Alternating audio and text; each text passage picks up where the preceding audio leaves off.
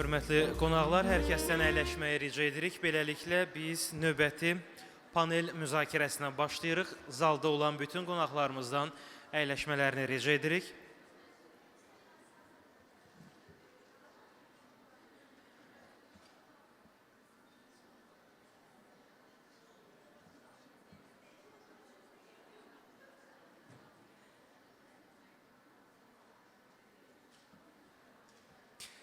Əziz qonaqlar, biz hər zaman panel yekunlaşanda sizə hədiyyələr təqdim edirik. Amma bu dəfə panelin başlanğıcında bir hədiyyəmiz olacaq Gül Səbəti tərəfindən. Birazdan biz elan edəcəyik. Bunun üçünsə sadəcə hamının zala daxil olması və əyləşməyə kifayətdir ki, biz başlayaq.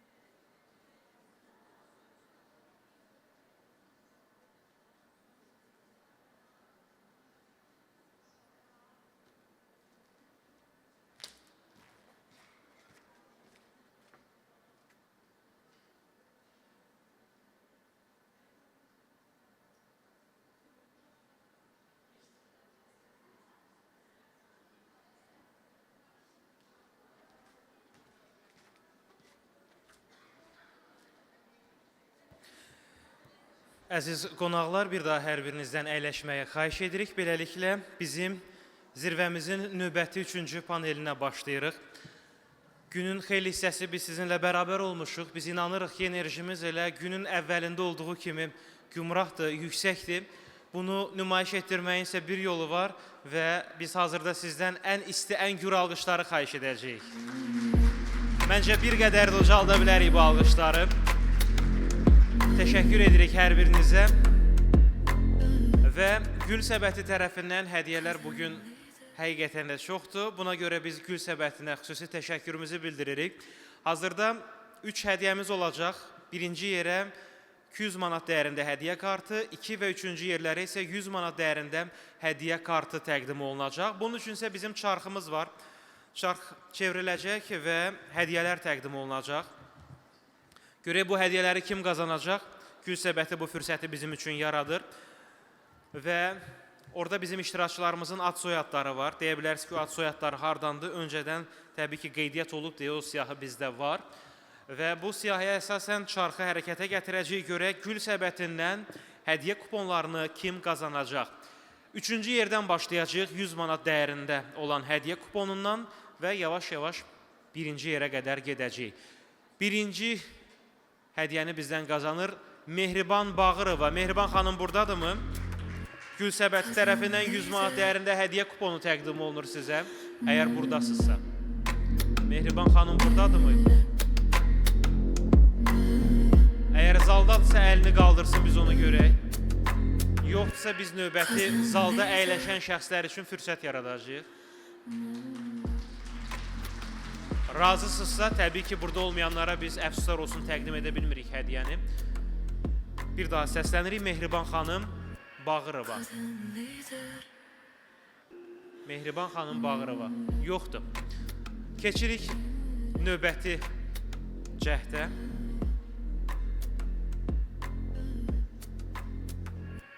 Sənəm Ağayeva. Sənəm xanım buradadırmı? Gəlin.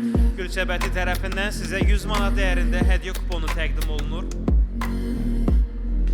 Bu hədiyyə kuponu sizindir. Gəlin mərkəzə bir xatirə şəkildə çəkiləcək. Kuponu bizdən götürə bilərsiniz. Artıq sizindir. Gülsəbətində bu 100 manat dəyərində hədiyyə kuponundan yararlana bilərsiniz. Təşəkkür edirik həm iştirakınız üçün və hədiyyə sizindir. Çox sağ olun. Davam edirik və çarxı yenidən hərəkətə gətirəcəyik. Görək növbəti 100 manat dəyərində hədiyyə kuponu kimindir? Gülsəbəti tərəfindən təqdim olunur. Təbii ki, hər kəs öz adını orada görmək istəyir. Cəmilə Hacıyeva.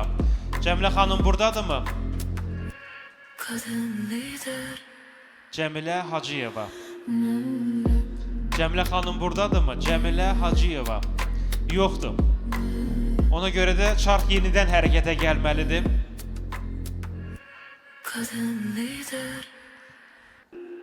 Görək 100 manat dəyərində hədiyyə kuponu qazanacaq şəxs bizimlədir yoxsa yox.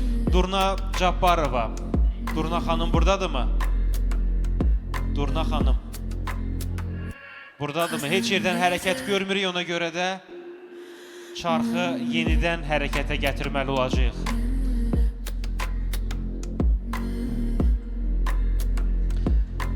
Sədiş Əhədli. Biz sizi təbrik edirik. Gülsəbəti tərəfindən 100 manat dəyərində hədiyyə kuponu sizindir. Sabah 8 martdır. Ola bilər doğmalarınız tərəfindən hədiyyə təqdim olunsun, amma bu hədiyyəni özünüz üçün istifadə edə bilərsiniz. Təbrik edirik sizi. Bir şəkil çəkirik və maksimum dəyərdə olan 200 manatlıq kuponu təqdim edəcəyik. Gülsəbəti tərəfindən görək kim qazanacaq. Çarx yenidən hərəkətə gəlir. Növbəti maksimum dəyəri olan 200 manat dəyərində olan kuponu təqdim edəcəyik. Gülsəbəti tərəfindən kimə təqdim olunur? Fidan Məmmədova. Fidan xanım buradadırmı? Fidan Məmmədova.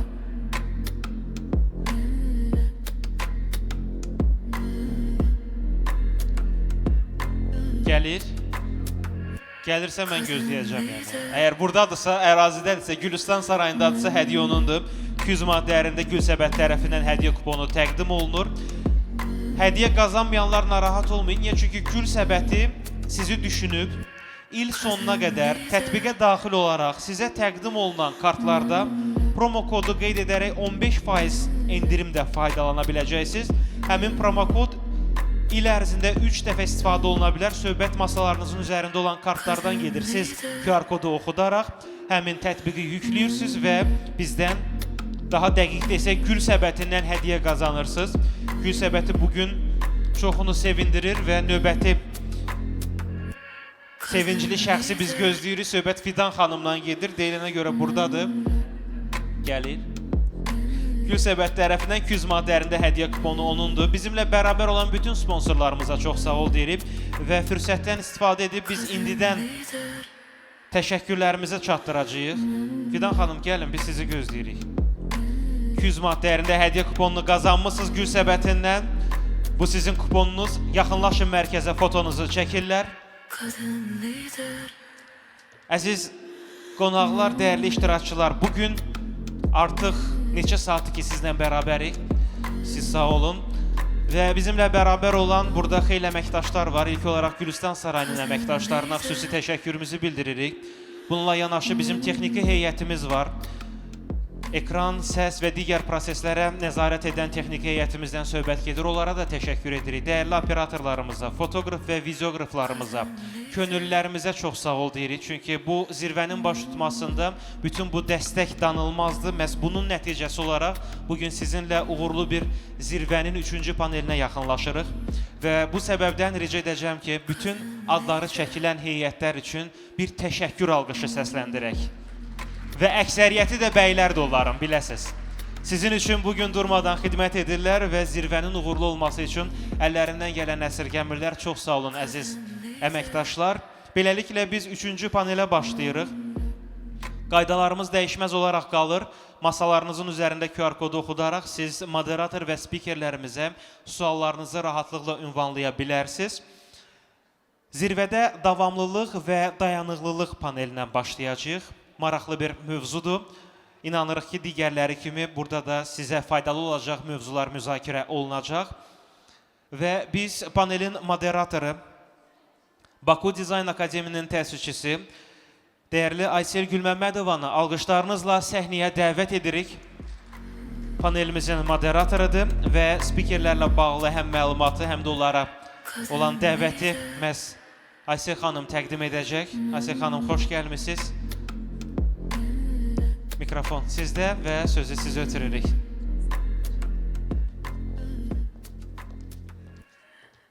Dəyərli xanımlar, bir daha xoş gördük hər birinizi. Həqiqətən də bizim üçün çox sevindirici haldır ki, çox qürur duyuruq ki, yüzlərlə xanımı yenidən bir arada görə bildik. Üzərindən bir il keçib, bir il əvvəlki Qadın Liderlər Zirvəsində də eyni hissləri yaşayırdıq. Buna görə istərdim təşkilatçılara və 3-cü panelə qədər gözləyən sizlərə qəşəng bir alqış.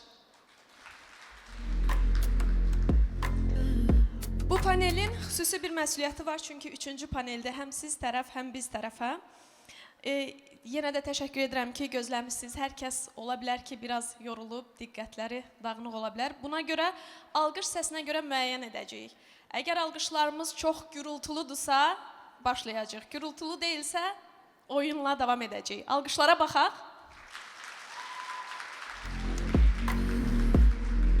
Yaxşı da, amma daha yaxşı ola bilər. Ona görə də gəlin belə bir şey eləyək. Hər kəs zəhmət olmasa ayağa qalxsın. Hər kəs ayağa qalxsın. Hər kəs. Hər kəs.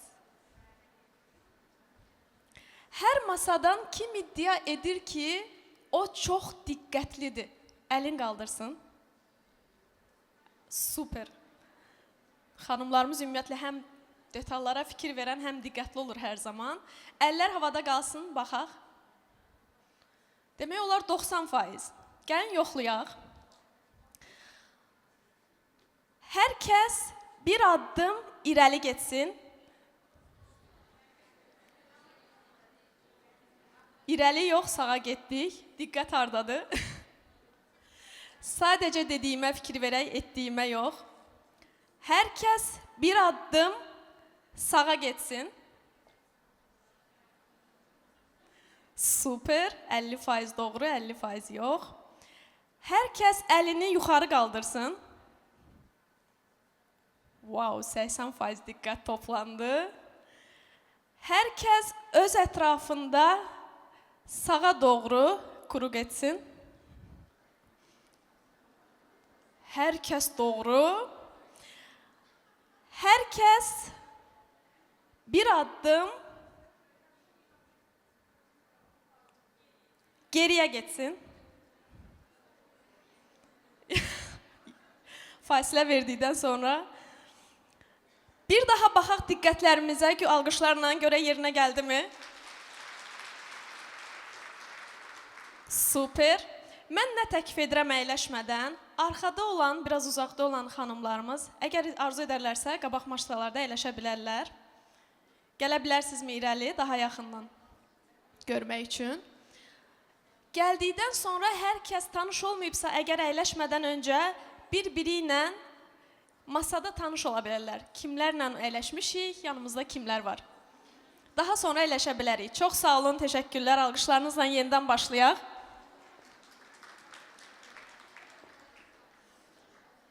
Bizim hər birimiz bu panelin sonunda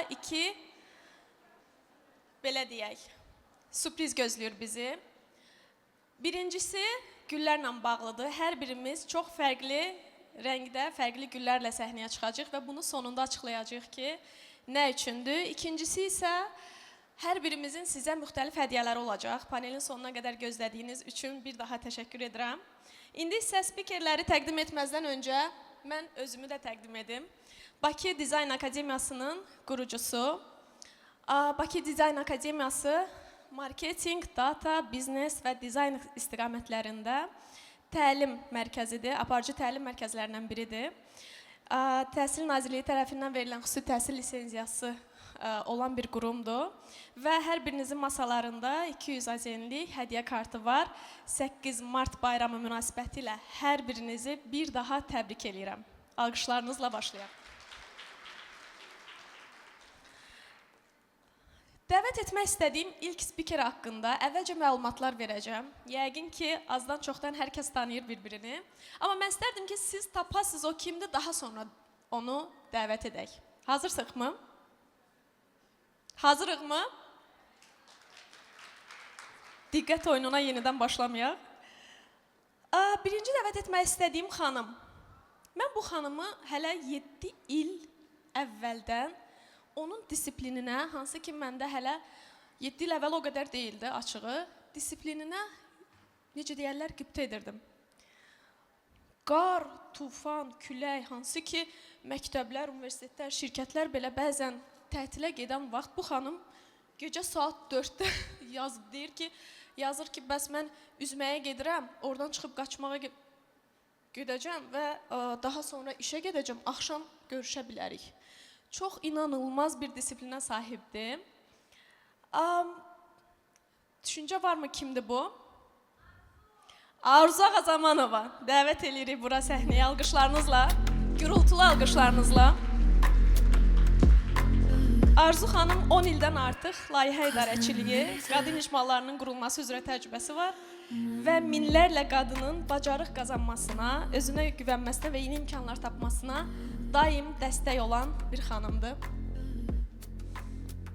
İkinci xanımın xüsusiyyətlərini sadalayıram. Məncə onu tez tapacaqsınız. Bu xanım qısa zamanda, çox qısa zamanda əzmi və iradəsi ilə, özünə tələbkarlığı ilə çox sürətli yüksələn insanlardandır və cəmi 30 yaşında öz gücü ilə Bakının top 5 banklarından birində maliyyə direktoru vəzifəsinə qədər yüksəlib. Kimdir bu xanım? Eşitmirik? Nazlı xanım Məmmədova. Alqışlarınızla. Nazlı xanım maliyyə və investisiya sahəsində 10 ildən artıq təcrübəyə malikdir. Hazırda Moonwake Investment şirkətinin CFO-su və eyni zamanda Azərbaycan Respublikası Mərkəzi Bankının Milli Depozitar Mərkəzinin müşahidə şurasının üzvüdür.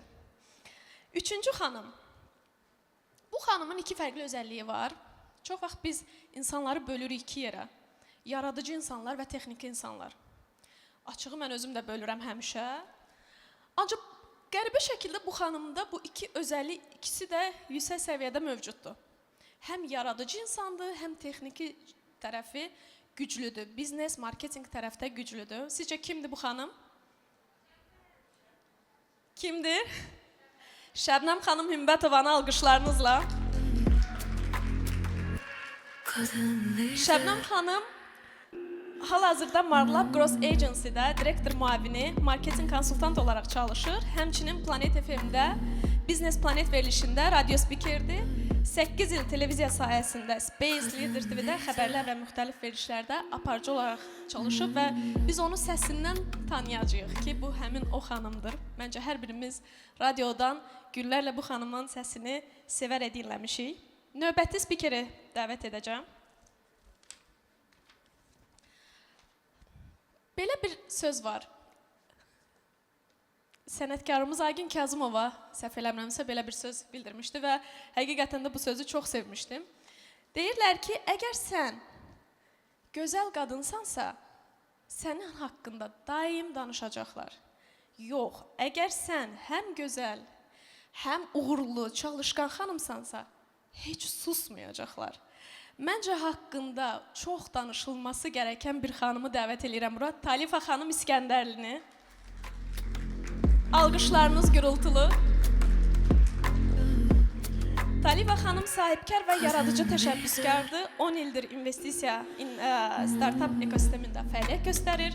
Rəhbərlik etdiyi Baku ID investisiya və startup layihəsi vasitəsilə Azərbaycan innovasiya ekosistemini xarici venture fondları və investorlara tanıdan dəyərli xanımlarımızdandır.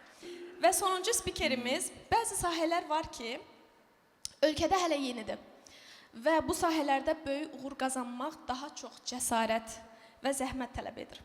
Amma bunu əngəl kimi yox, fürsət kimi görən insanlar da var. İtaliyada təhsilini alıb ölkəmizdə moda sahəsində öz izini qoyan xanımlardan biri Leyli Zamanovanı dəvət edirik zala. Leyli xanıma da eyni dərəcədə gürültülü alqışları xahiş edim sizdən.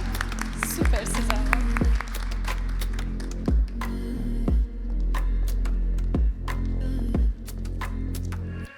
Kadın lider.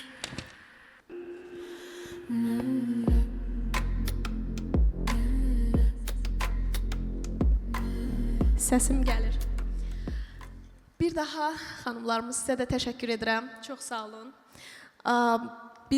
Mən istəyərdim ki, mövzuya keçməzdən öncə belə bir xatırlatma eləyək ki, bu panel nə ilə yadda qalsın istəyirik.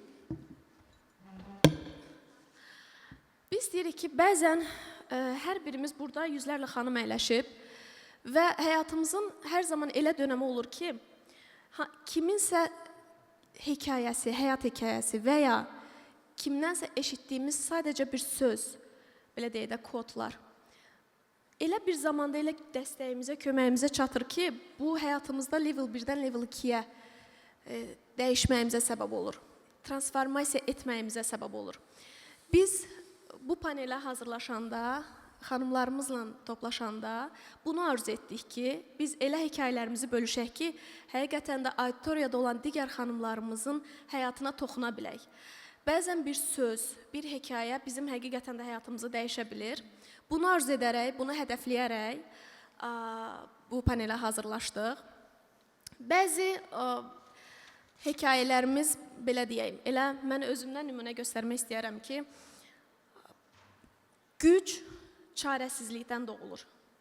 Potensial baskı altında üzə çıxır.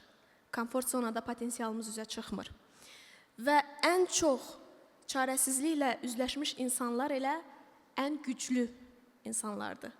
Çətinliklər də səviyyəyə və potensiala görə göndərilir.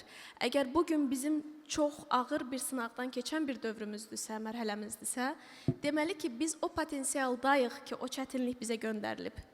Çox böyük çətinlikdirsə, deməli, çox böyük potensialdayıq ki, o bizə göndərilib. Və səhv etməkdən qorxmamalıyıq, çəkinməməliyik. Bu mənim öyrəndiyim ən dəyərli dərslərdən biridir ki, səhv etmək çox gözəldir. Çünki belə bir söz var, deyir, ekspert o insandır ki, ən çox səhvləri o edib. Hal-hazırda bir nəfəri digər nəfərdən fərqləndirən odur ki, uğurlu xanımları digərlərindən fərqləndirən odur ki, həmin o uğurlu xanımlar hər kəsdən daha çox səhv edib əslində.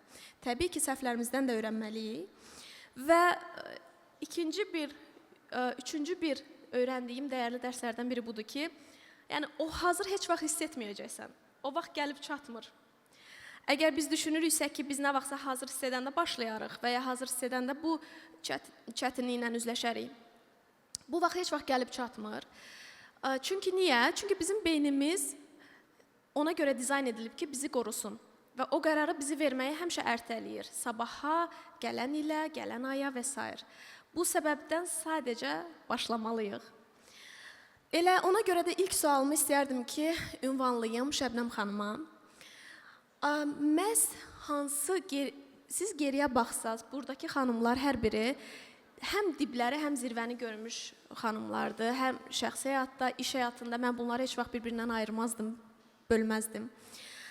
Məhz hansı xüsusiyyətləri sayardınız ki, o xüsusiyyətlər sayəsində 2-3 xüsusiyyət saya bilərsinizmi ki, məhz onların sayəsində siz həyatınızda transformasiya etdiniz və zirvəyə gedən yolda o bariyerləri aşa bildiniz?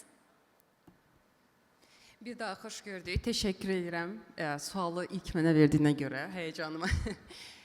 Bu saata qədər qalan xanımlara ələlxüsus təşəkkür edirəm. Burada haşiyədən bir balaca çıxacağam və 8 mart ərəfəsindəyik. Bütün xanımları, başda anam olmaqla, bütün xanımların hər birini 8 mart qadınların günü münasibətilə təbrik edirəm. Çox təəssüf ki, belə bir gün var, amma çox yaxşıdır ki, belə bir gün var ki, ən azından dünya bir günlüyünə də olsa daha da gözəlləşir və buradan hər birinizə təbrik edirəm. Rica edəcəm, elə bilin ki, özünüz bu səhnədəsiz və özünüzü alqışlayırsınız, elə həqiqətən də özünüzü alqışlayasınız. Çox sağ ol suala görə Aysel, amma burada belə bir şey var. Daha 3-cü paneldir, vaxt məsələsində də problem yoxdur. Hamımız da özümüzünkilər, qohum əqrabalardır qalan. Burada belə bir məsələ var. Mən xüsusiyyətdən daha çox deyərdim ki, ümumiyyətlə bu zirvəyə qədər mən olduğum yerlərə heç vaxt zirvə deməmişəm. Yəni burada hər dəfə kimsə deyəndə zirvə, mən heç vaxt özümü zirvədə zənn etməmişəm və mən çünki tarixə yön verən bir hadisə yaşamamışam. Mən bir Guinness Rekordlar kitabına düşəcək bir şey etməmişəm. Mən yüzlərlə qadının həyatına yol açacaq bir həll verməmişəm. Amma baxanda geriyə deyirsən ki, öz həyatımın qəhrəmanı özüməmsə, baş qəhrəmanı özüməmsə, o zaman mən elə olduğum yer həqiqətən də zirvədir. Və burada belə bir maneələr nə olur? Ən çox insanın içindəki səsi. O səsi susturmasan, mümkün deyil irəliyəsən. Həmişə də bu sualı veriyoruz. Yox, mən kiməm ki? Mən neynəmişəm ki? Yox, niyə onda var, məndə alınmır? Niyə o eləyə bilir, mən eləyə bilmirəm? Və bu suallar səni yormağa başlayır. Birinci xüsusiyyət o sualları ümumiyyətlə dəyişməkdir. Necə eləyə bilərəm ki, mən qabağa gedə bilim? Necə eləyə bilərəm ki, mən bunu inkişaf elətdirə bilim? Və əlbəttə ki, özünü inkişaf etdirməyə də ac olmalısan, sözün əsl mənasında. Günü bu gün də oxumalısan. Hələ də anam otağa daxil olanda bizə deyirdi bacımdan ki, mən deyir oxu deyirdim, amma demədim ki, bu yaşınıza qədər oxuyun. Yəni həqiqətən də elədir. Öyrənməyə ac olmaqla yeni şeylər kəşf edirsən və dünyanın daha fərqli yerlər olduğunu, sənin də bu işlərdə töhfən ola biləcəyini görürsən və təcrübələr toplayaraq yavaş-yavaş zirvəyə qalxırsan. Çox təşəkkürlər Şəbnəm xanım. Bəs xüsusiyyətləri saya bilərsinizmi ki, məhz bunlara borclusuz bu zirvəyə qalxan yolda? İnadkarlığım, daha sonra bir də yaxşı mənada, indi bunu biraz deyəcəm, belə qəribə çıxar, tənbəl olmağıma. Nə mənada tənbəl? Mən həmişə özümə deyirdim ki, mən tənbələm, amma sonra mən onun adını dəyişdirdim ki, mən yaradıcı insanam, mənə vəh gələndə mən işləyirəm. Yəni bu tənbəllik deyil, sadəcə istəyirəmsə bugün gözəl bir şey yaratmaq və eləyirəm. Ona görə düşünürəm ki, insanda buna da biraz şərait yaratmalıdır. Amma üçüncü xüsusiyyəti deyə bilməyəcəm, ən çox o inadkarlığım deyə bilərəm. Çox sağ olun, çox təşəkkürlər. Əslində bu üç xüsusiyyət nəyə görə misal üçün lazımdır? İnsan eşidəndə özündə oxşarlıq tapır ki, mən də hal-hazırda o yoldan gedirəm həqiqətən. Mənim üçün misal üçün bu üç xüsusiyyət birincisi olub uzun müddətli strategiya qura bilmək, qurmaq. İkinci, həmin bu strategiya ilə gedəcək qədər disiplin, deyək, əzm, iradə. Üçüncü isə problem və çətinliklə üzləşdikdə o strategiyadan üz döndərməmək, inadkarlıq. Bunları deyərdim. Bu arada şahmatla əgər məşğul olanlarınız varsa, bilər ki, strategiya və taktika ayrı-ayrı şeylərdir. Taktika odur ki, masada gedişlər varsa, siz hansı gedişləri nə vaxt edəcəyinizi planlayırsınız. Strategiya isə odur ki, heç bir yol görsənmədən o yolu yazırıq. Gediş olmadan gələcək yolu, xəritəni yazırıq və həmçinin də hər mübarizə savaşdan öncə qazanılır əslində. Bu da elə plan və strategiya ilə bağlıdır. Hər bir, belə deyək, sahibkarlıq belədir ki, krizi yönətmək üçün plan krizdən əvvəl yazılır, xaosdan əvvəl yazılır və o planı sadəcə biz kriz vaxtı istifadə edirik. Mən istərdim Talifə xanım cavablasın eyni məqsədlərin. Sizin yolunuz bizim hər birimizin gözünün qabağında olubdur demək olar ki. Bu yola getdiyiniz vaxt ən çox hansı xüsusiyyətləri tövsiyə edərdiniz ki, məhz bu 2-3 xüsusiyyət mənim çox işimə yaradı? Birinci yoxlamaq lazım idi ki, səs gəlir yoxsa yox. İlk növbədə hər kəsi salamlayıram. Çox təşəkkür edirəm ki, axıra kimi qaldınız və bizi dinləməyi özünüzdə, belə deyək də, task bildiniz. Suala cavab verməmişdən əvvəl istəyirəm bir məqama toxunum. Çünki bugünkü gündə burada çıxış edən bütün qadınlar zirvədən danışdı və bütün panelistlərdə hər birində həm maneələr gördük, həm uğurlar gördük, həm uğursuzluqlar gördük. Mən ümumiyyətlə hamımıza bir sual vermək istəyirəm.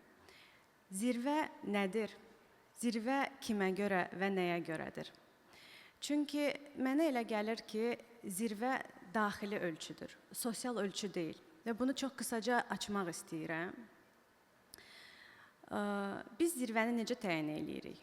Çox pul qazananda, bahalı maşınımız olanda, çoxlu evlərimiz olanda, yoxsa çoxlu like alan postlarımız olanda, yoxsa bizi həqiqətən sevən, dəyər verən, hər nə olursa olsun yanımızda olan insanlar olanda mı? Mən düşünürəm ki, doğrudan da insan zirvədə doğulur. Çünki həyat boyu biz həmişə anamızın yanında ilk dəfə necə huzurlu hiss ediriksə, təhlükəsizlik hiss eləyiriksə, həyat boyu da o hissi tutmaq üçün cəhdlərlə yaşayırıq. Və buna çox təəssüf ki, bəzən bunu qaçırdırıq süni zirvələri əldə etmək üçün. Mənə görə zirvə ilk növbədə özümə yalan danışmadığım nöqtədir və bu bir xüsusiyyətdir də eyni zamanda. Çünki mən əgər daxili iç səsimə, necə ki Şəbnəm xanım qeyd elədi, qulaq asmasaydım, necə ki daha əvvəl Vəfa xanım qeyd eləmişdi ki, mən özümlə danışdım o zirvədə və özümün nə qədər mənim yaxşı dostum olduğunu gördüm. Və doğrudan da insanın özündən daha yaxşı onu anlaya biləcək heç bir insan və öz suallarına cavab verə biləcək heç bir başqa bir insan yoxdur. Və zirvə də elə bir yerdir, huzur tapdığın yerdir. Ondan sonra, o huzura gəlib çatandan sonra sən deyə bilərsən ki, bundan sonra bu huzurlu yolumda mən nə etmək istəyirəm? Sahibkar olmaq istəyirəm, yaradıcı bir şəxs olmaq istəyirəm, alpinist olmaq istəyirəm, aktrisa olmaq istəyirəm. Xəyallar və arzular müxtəlifdir. Amma bu xəyallar və arzuları insanlar sizi alqışlasın deyə yox, bizləri daha doğrusu, bunu doğrudan da istəyirik deyə və bunu edərkən biz sevgi ilə, huzurla edəcəyik deyə etməliyik. Qaldı ki, xüsusiyyətlərə doğrudan da İlk başda insan özü ilə tamamilə şəffaf olmalıdır və hər bir şeyə missiya kimi baxmalıdır. Çünki işlədiyimiz işlərimiz əslində bir oyundur və hər oyunda bir mərhələ olur. Sən hər dəfə o oyunun mərhələsini keçdikdən sonra digər mərhələyə keçirsən və o mərhələdə yeni missiyalar, yeni qaydalar olur və ona fokuslanıb onlara tamamlamağa çalışırsan. Game over, yəni oyun bitdi yazısını görməyənə qədər düşünürəm ki, çatdım hissi heç vaxt olmayacaq və biz həmişə yola zirvədə, hərəkətdə qalmağa davam eləyəcəyik. Hərəkətdə qalmaq, özünə yalan danışmamaq, ümumi bizim əsas xüsusiyyətlərimiz olmalıdır insan kimi. Həmişə bacarmaya bilərik, hamımız insanıq. O qədər olur ki, mən də özümə yalan danışıram. Birinci gün idmana gedəcəm deyirəm, getmirəm. Birinci gün dietada olacam deyirəm, etmirəm. Hər birinci günün başı daşlı olur da. Amma ki, yenə də bunu seçim olaraq seçib yola davam etmək lazımdır deyə düşünürəm.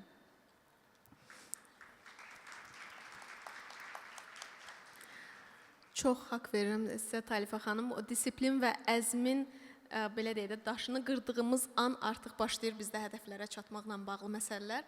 Disiplin deyəndə təbii ki, Arzu xanıma mən burada sözü verməliyəm. Arzu xanım, sizin ümumiyyətlə hədəflərə doğru getdikdə, özünüzlə bağlı siz ümumiyyətlə bu son 10 ildə fəaliyyətinizlə mən yaxından tanışam. Özünüz də istəyərdim məlumat verəsiniz. Bu yolda sırf bunu disiplinəmi biz borcluyuq, yoxsa həqiqətən də bayaq dediyimiz kimi strategiya qurmaq, planlı olmaq, o plandan geri dönməmək, inadkar olmaq? Çox təşəkkür edirəm. Suala cavab vermədən öncə zala bir sualım olacaq. Vavumunun tədbirlərində kimlər iştirak edib, kimlər eşidib, əllərinizi qaldırsaz. Çox sağ olun. Çox təşəkkürlər. Bir də təşkilatçılara çox təşəkkür eləmək istəyirəm. Vavum vaxtında yüzlərlə tədbirlər təşkil etmişik və bunun nə qədər məsuliyyətli bir iş olduğunu bilirəm. Çox sağ olun. Aysel, sənə və burada əyləşən spikerlərə çox təşəkkür edirəm. Disiplinə gəldikcə, uşaqlıqda çox disiplinli olmuşam. Atam hərbiçi idi və bizim ailədə hər şey saatla davam edirdi. Amma daha sonra bu disiplin olmadı. Mən təzədən disiplinə ikinci övladımdan sonra qayıtdım. O da səbəb nə idi? Bir də ayıldım ki, arzu yoxdur. Mən həm ana oldum, həm yoldaşam, həm övladam, həm bacıyam, işdə iş yoldaşıyam, rəhbərəm. Amma arzu olaraq yoxam. Və başa düşdüm ki, mən artıq belə davam edə bilmirəm. Mənim şəxsi inkişafımı artıq ertələmişəm, bir çox şeyləri çatdıra bilmirəm.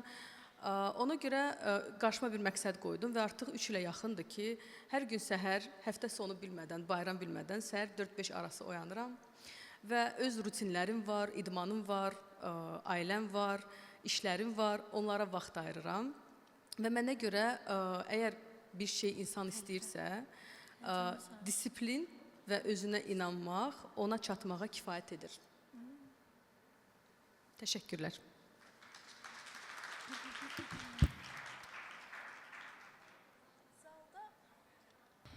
Zalda həm ana olub, həm karyera ilə məşğul olanlar əlini qaldıra bilərmi? Elə əslində sizə qarşınızda baş əymək lazımdır həqiqətən. Sizə çox böyük alqış düşür. Gəlin sizi alqışlayaq.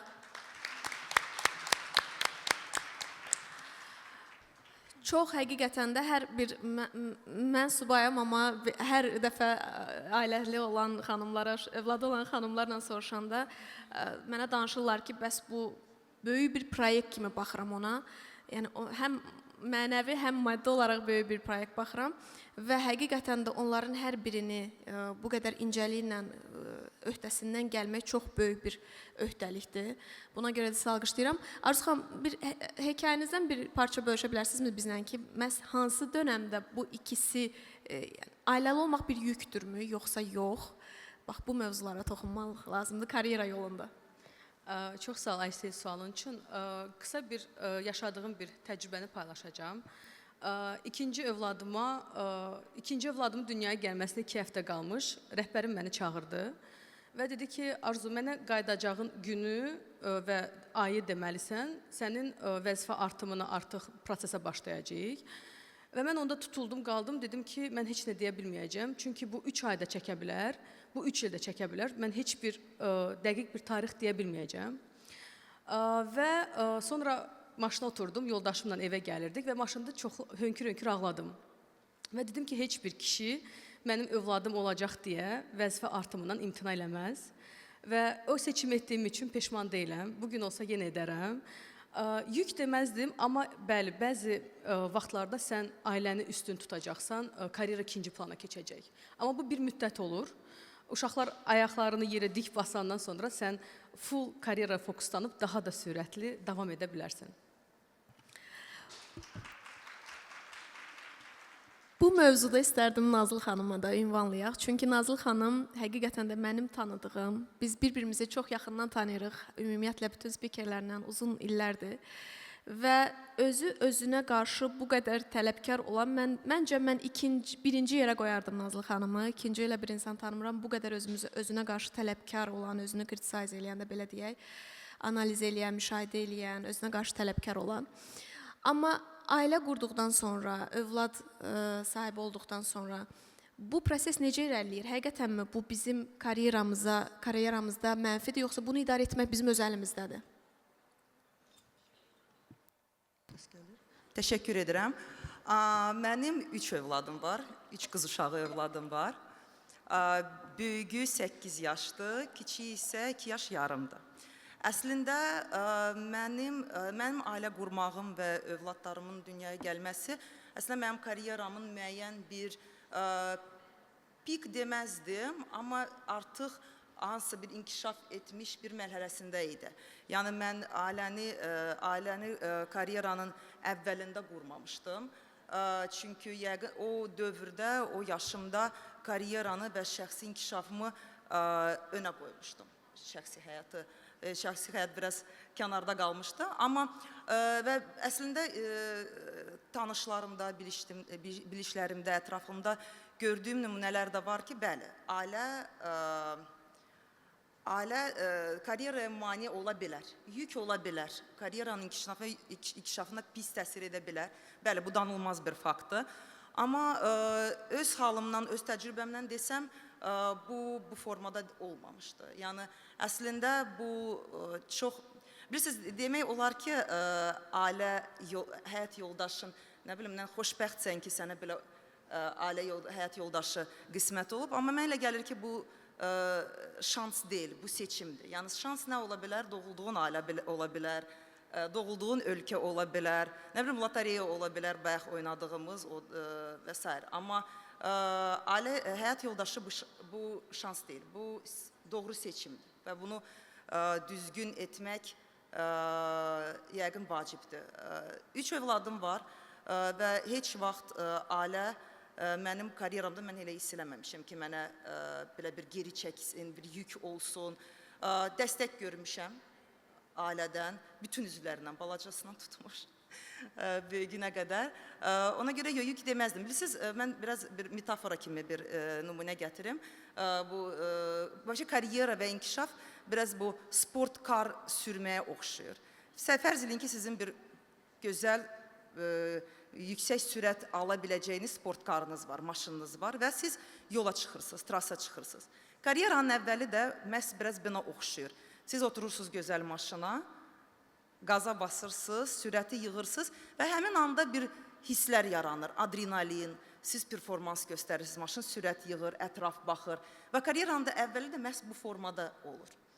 Sonra karyeranın siz maşını sürəti yığdıqda həmin bir məqama çatırsınız ki, siz sürəti sabitləşdirirsiniz və yolda performans göstərirsiniz, manevr edirsiniz, təhlükəsizlikdən düşünürsünüz və s. Və elə bir ana çatırsan ki, karyerada, mən şəxsən onu yaşamışam öz həyatımda. Nə vaxtsa ki, sən artıq o yüksək sürətdəsən, stabil vəziyyətdəsən, amma nəyəsə görə o ilk dəqiqələrin hissini və anını təkrar yaşamaq istəyirsən və bu sürətdən ilk dəqiqələrin hissiyatını tələb etməyə başlayırsan. Ailəyə gələndə isə, yenə bu metaforaya gəlib bunu çıxartsaq, ailə də deyə bilərsən ki, sən maşını biraz yükləsən, bu maşının sürətini aşağı sala bilər. Amma tək yolçuluq da yəqin, indi yenə bu seçimdə hər kəsin bir seçimidir. Tək yolçuluq da bəlkə o qədər maraqlı ola bilməz. Və hər kəsin, belə deyək də, bu maşını sürəndə, bu yola çıxanda, sənin özün seçimdir. Sən bunu tək aparmaq istəyirsənmi, yoxsa sənə bir yolçu lazımdır? Ön oturacaqda sənin dəstəkləyən, sənə təhlükələri bəlkə göstərə bilən bir yol yoldaşın var. Arxada da səni bəlkə də biraz sevindirən, sənə belə bu yolçuluğu maraqlı edən də bəlkə övladlarındır. Yəni, mən biraz buna bu formada yanaşıram, biraz fəlsəfi. Çox sağ olun Nazlı xanım. Nazlı xanımın bir sözü var. Biz öz aramızda da bunu danışanda soruşurduq ki, düzünü deyin. Ailə qurmaq bir yükdürmü karyerada? Deyirdi ki, yük ola bilər, amma sevərək daşıdığımız. Var, elə şey də var. Baxın, bilirsiniz, mən bu yaxınlarda da bir kollega ilə bunu müzakirə eləyirdim. Bəli, yük ola bilər. Baxın, mən tam, indi çox düzdür, xoşlamıram bunu. İlk dəfədir belə ictimaiyyətə bunu deyirəm. Adətən bunu biraz yaxın ətrafım bilir. Mənim övladımın biri xüsusi qayğıya ehtiyacı olan uşaqdır. Və onun təbii ki, öz qayğısı ilə bağlı və gündəlik həyatı ilə bağlı özünün özəllikləri var. Və bu yükdürmü? Bəli, yükdür. Yəni bunu yəqin ki, bilmirəm, kainatdan, Allahdan verilən bir vəzifədir ki, bunu mən bir ana kimi daşımalıyam həyatı boyu. Mən əvvəl tam səmimi deyəcəm burada və bunu bir kolleqamda da görmüşdüm bunu. Sən gəlirsən, sənin övladında bir problem var. Bəlkə heç problem deyil, həm xəstələnib, burnu axır və s. Və sən bir ana kimi onu bıraxa bilmirsən. Və gəlməlisən bir uşaq işdən icazə almalısan, kimləsə icazə almalısan ki, mən gedim bir dənə uşağımla xəstəxanaya və s. Sən əgər daxildə bunu yük kimi qəbul edirsən və sən gəlib bunu insanı qarşıdakı olan rəhbərindən onu bir icazə kimi və utanaraq onu soruşursansa, qarşıdakı adam mütləq şəkildə onu hiss eləyir və sənə bir belə, yenə gəldi, neysə, bax bu formada eləyirsən. Sən onu daxildə mənəvi olaraq sevərək daşıdığın və qürurla daşıdığın yük kimi baxanda və gələndə ki, deyəndə ki, mənə bu günləri lazımdır, mən bir dənə of götürəcəm, mənə lazımdır uşağımla, övladımla müəyyən yerlərə getməyə. Sənin qarşındakı adam heç vaxt onu bir pis formada və yaxud da ki, yenə bu başladı kimi eləməyəcək. Çünki sən onu başqa cür daxildə qəbul edirsən. Yəni, bu da birdən bir məsləhətimdir ki, xanımlara, kim ki, ailəsi olduğu üçün, övladları olduğu üçün işdə müəyyən çətinliklər çəkir, daxildə biraz o settingləri, o ayarları biraz düzəldir. O zaman da qarşıdakı adamlarda həmişə onu hiss edəcək. Bu, həmişə təcrübə. Baş əyirik qarşınızda Nazlı xanım, həqiqətən də. Çox sağ olun. Mən istərdim Leyli xanıma söz verim. Leyli xanım hər kəsin bəlkə də tanıdığı, ümumiyyətlə bu belə deyək də, şou biznesdə olan xanımlardan tutmuş, biznesdə olan bizlərə qədər geyindirən, geyimlərini nəzarət eləyən, həmişə bizə yön göstərən xanımlardan biridir. Bizim üçün çox əzizli doğmadır və mən əminəm ki, bəlkə də bu zalda əyləşən bir çox xanımın belə deyək, geyim tövsiyəsini verən şirkəti var, Leyla Couture. Mən istərəm ki, Leyli xanım da çox 10 il, 14 il əvvəldən bu biznesə başlayan xanımlardan biridir. Sahibkarlıq fəaliyyətinə başlayan xanımlardan biridir. O öz hekayəsində bu yola başladığı, ümumiyyətlə necə oldu ki, siz qərar verdiniz ki, yox, mən elə şirkət açmalıyam. Yəni moda sahəsi Azərbaycanda bu coğrafiyada hələ o vaxtlar inkişaf etməmişdi deyəmi? Yoxsa öz içinizdən gələn bu belə deyək də o təşəbbüs mü var idi? Necə oldu? Bunu tövsiyə edirsinizmi? Əsas hansı çətinlikləriniz olmuşdu? Biz nə öyrənə bilərik bu həyat hekayəsindən?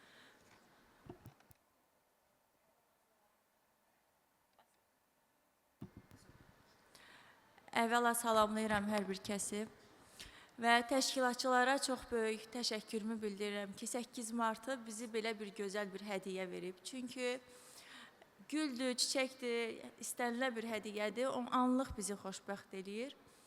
Amma özümüzü böyütmək, sürətlə böyütmək yox, dərindən böyüməyi bizə, biz də birinci, ikinci paneldə əyləşib, dinlədik və özümüzə ən dəyərli hazırda olan sərvət zamandır. Bu zamanı özümüzə ayırdığımız üçün, sizlər də bu görüşə gəldiyiniz üçün hər birinizə təşəkkür edirəm və özümüzü alqışlamağımızı istəyirəm ki, çünki bu bizi xoşbəxt edir, böyümək. Mən ilk öncə toxunmaq istəyirəm ki, əgər hər işi özümüz etməyə başlayırıqsa, biz artıq bu işdə bir liderliyə gedən bir yoldayıq. Və biz bir müddətdən sonra başlayırıq öz işimizdə komanda yığmağa. Və komandamızla birlikdə biz, necə ki, Vəfa xanım daha yaxşı bilər ki, biz zirvəyə qalxanda necə ki, biz oksigensiz qalıb bir dəstəyə ehtiyacımız olur. Və eləcə də insan, lider zirvəyə qalxanda onun bir komandaya ehtiyacı olur. Bu da çox doğru bir insanları, komandanı seçməkdir həyatımızda. Və komandanı seçdikdən sonra isə ən böyük sahibkarın və yaxud da bir startup bir biznesin ən böyük dərdi, problemi nədir? Bu da ki, güvənməkdir komandasına. Buna da biz biznesdə mikromanagement deyirik. Mikromanagmentdən kontrolu itirdiyimiz zaman, komandaya inandığımız zaman biz artıq makroya keçid eləyə bilərik. Çünki bunun üçün bizim şirkətimizin, mən çox səhvlər etmişəm öz bizneslərimdə, öz ortaqlıq bizneslərimdə. Lea Couture mənim ilk uğurlu biznesimdir, amma çox uğursuz bizneslərim olub. Və düşünürəm ki, insan ilk nə isə edəndə, ilk ortaqlı bizneslərim olanda mən çox şey öyrəndim. Çox pul itirdim, amma çox şey öyrəndim. Amma hər dəfə deyirdim ki, mən elə bilirəm, getdim İngiltərədə hansısa bir universiteti oxudum, bitirdim, gəldim. Mənə həqiqətən çox böyük dərslər vermişdi, çox şeylər öyrətmişdi. Dostluğum da o insanla davam eləyir. Və hər dəfə danışıram, deyirəm ki, elə bilirəm ki, getdim haradasa yaxşı bir universiteti bitirdim, gəldim sən sayəndə. Belə. Əla, bu çox sağ olun. Leyli xanım, biraz daha səmimi hekayənizi bölüşsəz əgər, ümumiyyətlə tövsiyə edirsinizmi? Şərikli, mən bu sualı Nazlı xanıma da verəcəm mütləq, çünki Moonwake Investmentdəki təcrübələrinizi əslində çox eşitmək istəyərdik. Bu şirkətə başladıqda, ilk mən əminəm ki, burada var xanımlarımız öz biznesinə başlamaq istəyən, varmı? Əlin qaldıraq, ümumiyyətlə baxaq. 20-25 nəfər xanımımız var və artıq öz biznesi ilə məşğul olanlar varmı? 40, 50, 60 nəfərə yaxın hardasa. Super. Bəs ümumiyyətlə Leyli xanım ilk öncə istərəm cavablasın, daha sonra Nazlı xanım. Şərikli biznes ilə başlamağı tövsiyə edirsinizmi? Özünüz hər ikisini qoyun. Çox üzr istəyirəm, kəsdim sözünüzü. Səsim gəlir. Mən belə deyərdim ki, hazırda mən yeni bir biznesə başlayıram. Və inanın ki, mənim hazırda bu biznesə başlamaq üçün 0 manatım var. Bilmirəm, layihələr yazıram, hər yerə əl atıram ki, mən bu biznesimi həyata keçirdim. Əsas bilirsiniz nədir? O bizə əvvəldən bəzən öyrədiblər ki, sağlam bədəndə sağlam ruh olmalıdır. Bu çox yanlış fikirdir. Əgər ruhumuz sağlamdırsa, biz qəlbimizlə onu, qəlbimizin səsini eşitməliyik də biz. Qəlbimizin səsini eşitdiyimiz zaman biz artıq hər şeyə başlaya bilərik. Fərq etmir, ortaqlı olsun, tək olsun. Və mən düşünürəm ki, ortaqlılıq da gözəl bir şeydir. Mənim indiyənə kimi bəlkə 4 ortağım olub və ortaqlarımdan biri burada əyləşib. Mənim üçün çox böyük dərs olub və ən gözəl, mən ortaqlığa bəzən evlilik kimi baxıram. Evlənmək çox gözəl bir şeydir, boşanmaq da olar. Amma sağlam boşanmaq, dost kimi boşanmaq təbii ki, lazımdır. Çox sağ olun Leyla xanım. Naz xanım, siz ümumiyyətlə ay ərzində bəlkə də neçə belə bizneslər görürsünüz. Bildiyim qədərindən siz həm investisiya mərkəzi konsultantsınız, həm də Moonweg şirkətində direktor olaraq çalışırsınız. Bu təcrübələrinizə nə bölüşə bilərsiniz? Hal-hazırda sahibkar kimi fəaliyyət göstərən xanımlarımıza nə tövsiyə edərsiniz? Gəlin biraz Moonweg-in özündən biraz danışım ki, biz nə ilə məşğuluq. Bu private equity, bilmirəm Azərbaycanca bunun nə formada tərcümə eləmək olar. Özəl investisiyalar eləyirik. Adətən bu orta bizneslardır və yaxud ki startaplardır. Və adından bəlli olduğu kimi biz çox vaxt şərik oluruq. Şərik nə formada? Bizə gəlirlər ideya ilə. Biz o ideyanı qiymətləndiririk maliyyə cəhətdən, onun böyümə imkanlarına və s. baxırıq və çox vaxt biz institusional investor oluruq. Yəni biz pul yatırırıq, amma qarşı tərəfdən o biznesin idarə edilməsi, ideya və s. o tərəfdən gəlir. Yəni biz tərəfdən strategiyaların qurulması, məsləhət xidmətlərin göstərik xidmət deyəndə ki, yəni məsləhət görürük orada və pul yatırırıq. Bu formada. Bəli, çoxlu təşkilatlar. Bax, mən sizə deyim, bizim etdiyimiz investisiyalar içində təbii ki, nə deyim ki, hamısı uğurludur. Uğurlu olanı da var. Nisbətən daha çox uğuru gözlədiyimiz, amma daha az uğurlu olanı var və təbii ki, uğursuz da investisiyalar var. Hansın ki, təbii ki, bunu biz əvvəlcədən görə bilməzdik. Amma əksər hallarda, bax, mən yenəcəm, bu evlilik kimi dediniz, tam dəstəkləyirəm. Əksər hallarda hansı bir biznesin uğursuz olmağı partnyorun, yəni şərikin əgər biz belə deyiriksə, düzgün və vəd etdiyi şeyləri icra etməməklə bağlıdır. Çox vaxt bax odur. Yəni attitude, yəni münasibət işə və biznesə olan yanaşma və münasibətdən irəli gəlir. Yəni kritik belə bir iqtisadiyyatda və s. problemlə olan ya da produktun özünə problemləri yox, amma belə bir çox hallarda bu formada. Ona görə şərikin düzgün seçilməsi olduqca vacibdir. Ona görə əgər şərik seçirsinizsə biznesdə yaxşı fikirləşin. Əvvəl dedim, o uğur deyil, yəni belə şans deyil, doğru seçimdir həyat yoldaşı və o biznesdə də eyni şeydir. Yaxşı partnyorunuza baxın. Necə eləyək? Misal üçün deyə bilərsinizmi? Bax, burada olan xanımlar var, öz biznesləri var və müraciət edə bilərlər ümumiyyətlə sizə ki, nələr gərəkir, nələr etməlidirlər?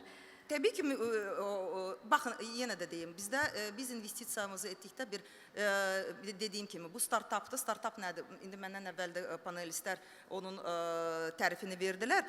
O hələ kiçik olan, amma çox böyük, belə deyək, inkişaf imkanları olan bir biznesdir. Bu startapdır və yaxud da ki, artıq mövcud olmuş orta biznesdir, hansı ki, artmaq istəyir, böyümək istəyir, ona sadəcə investisiya cəlb eləmək istəyir. Bu formada həmişə müraciət edə bilərsiniz. Bizim qapılarımız belə deyə açıqdır. Ona baxmayaraq ki, belə özəl investisiyalardır. Amma mən LinkedIn-da kifayət qədər aktivəm. Həmişə məni LinkedIn-da tapıb Nazlı Məmmədova yaza bilərsiniz. Biz görüşüb danışa bilərik. Yəni heç bir problem yoxdur.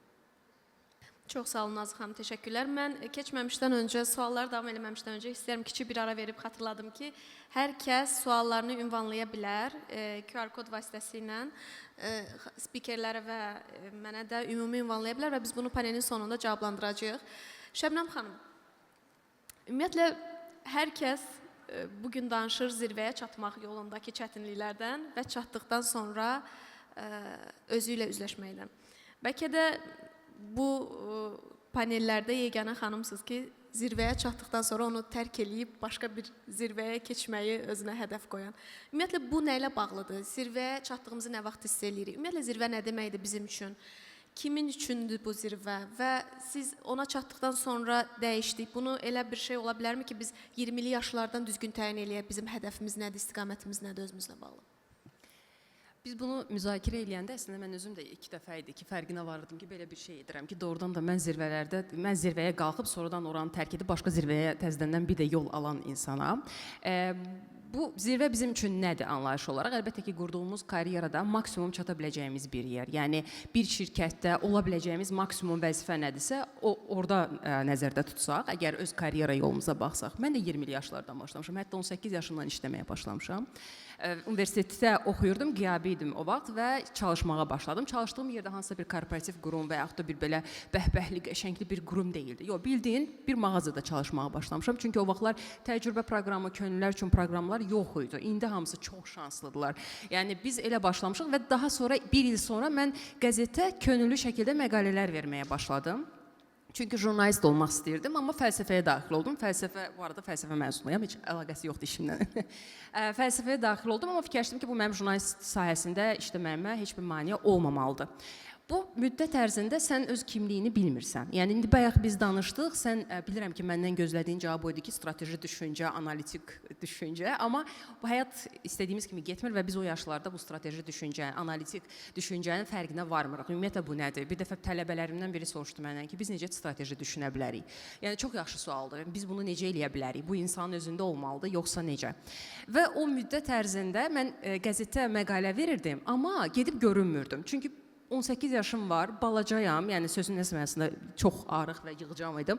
Baxanda mənə deyirlər ki, budur məqalə verən, yəni belə heç inanmırdılar və gizlin aparırdım məqaləni verirdim, adımla, hətta soyadımı da vermirdim, çünki soyadımla müraciət eləmişdim deyə bilirdilər artıq kiməm, təxəllüslə verirdim. Sonra artıq elə oldu ki, həmin qəzetin redaktoru məni işə dəvət elədi və mənim jurnalistika yolum başladı, televiziya arzusundaydım, yəni gecə, gündüz televiziya istəyirdim. Və elə oldu ki, Space televiziyasında çalışmağa başladım. Yəni 20'li yaşlarda bir gəncin televiziyada ana xəbər aparıcısı olmaq, səhərdən axşama qədər bütün canlı verilişlərə çıxmaq, artıq sənə bu nə verir? Bir şöhrət vermir, əlbəttə ki, deyənməzdim şöhrət və indiki zamanda əlbəttə bunu verir, amma bir əhatəndə bir hörmət qazandırdı. Sən ana xəbər aparıcısısan bir 20'li yaşlarda.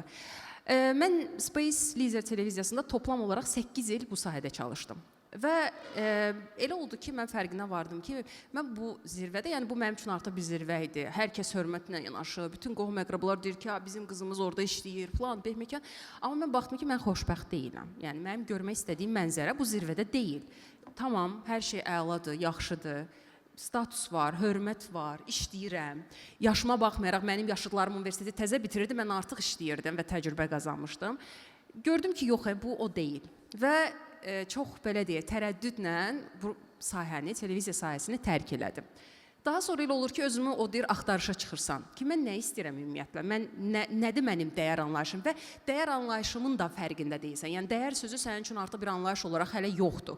30'lu yaşlara çatanda artıq dəyərlər anlayışı gəlir ki, yaxşı, bəs mənim dəyərlər varsa, mənim dəyərim nədir? Hamının ilk ağlına gələn nə olur həmin müddətdə? Birinci deyirlər ki, ailəm. Ailəm, hörmət, sevgi, mənim dəyər anlayışım budur. Amma dərinə getsəniz, bu arada bunu haşiyədən çıxıb deyirəm ki, əgər hələ də bugünə qədər öz dəyərinizi kəşf eləyə bilməmsinizsə, bunun çox asan yolu var. İlk ağlınıza gələn o 30 dənəni yazın dəyər olaraq. Sonra onun 15'ini seçin. Sonra 10'luğu seçin. 5'liyi və 3'ü seçin. 3'lükdə artıq o ilk hansıdırsa siyahıda o sizin dəyərinizdir. Mən bunu elə eləyəndə mən baxdım ki, mənim dəyər anlayışım fayda verməkdir. Daha çox fayda verməkdir. Və gördüm ki, həqiqətən də bu sahədə olduğum müddətdə, həmin müddətdə əlbəttə fərqli peşələrə keçdim. Televiziyadan keçdim PR sahəsinə. PR sahəsindən sonra marketinqlə tanış oldum və marketinqə aşiq oldum. O əsl peşə aşiqlərindən biriyəm və sahəmdə burada davam elətdirdim. Kifayət qədər yaxşı Azərbaycanda əsas aparıcı elektronika şirkətlərinin birində də 5 il çalışdım və onun da 2 il yarımını rəhbər vəzifədə çalışdım. İrşadda çalışmışam, bəlkə də bir çoxları buradan görüblər, bilirlər. Deyə bilərsiniz ki, yaxşı, yenə nə bəs eləmədi, artıq özünü tanıyırsan, dəyər anlayışın var, da otur da bir yerdə bəsdir. Və baxdım ki, yaxşı, çox qəşəngdir buranın mənzərəsi. Əhatəmdə olan insanlar da qəşəngdir. Amma mən yenə buranı görmək istəmirəm. Mənim istədiyim zirvə bu deyil. Mənim görmək istədiyim mənzərə bu deyil. Və yenidən oradan düşdüm, korporativ həyatla sağollaşdım. Sıfırdan başqa bir sahədə yenə də marketinqdə qalmaqla başqa bir sahəyə keçid elədim.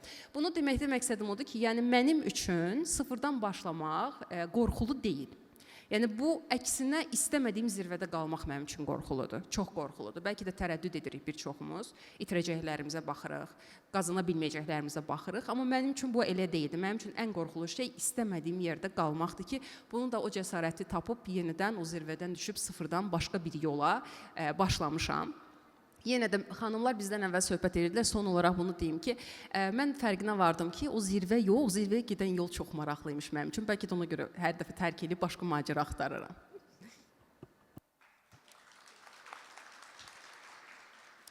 Çox sağ olun Şəbnəm xanım, təşəkkürlər. Talifə xanımın əslində bir neçə istiqamətdə fərqlənməsi mən fikirləşirəm ki, biraz bənzəyir Şəbnəm xanımın həyat hekayəsinə. Və istərdim ki, Talifə xanım özü haqqında bildirsin ki, sizdə necə olubdu? Ümumiyyətlə, zirvəyə çatmaq mənə görə açığı bir həyatdır, bir ömürdür, bir 10 il əziyyətdir, ağrıdır, tərdir, zəhmətdir, iradədir, əzmdir, bir çox şey deməkdir və bu çox çətin bir mövzudur. Ora çatdıqdan sonra artıq təbii ki, ümumiyyətlə biraz sakitlik, biraz durulmaq insan istəyir. O yorğunçuluqdan, o yükləri bir yerə qoymaq istəyir.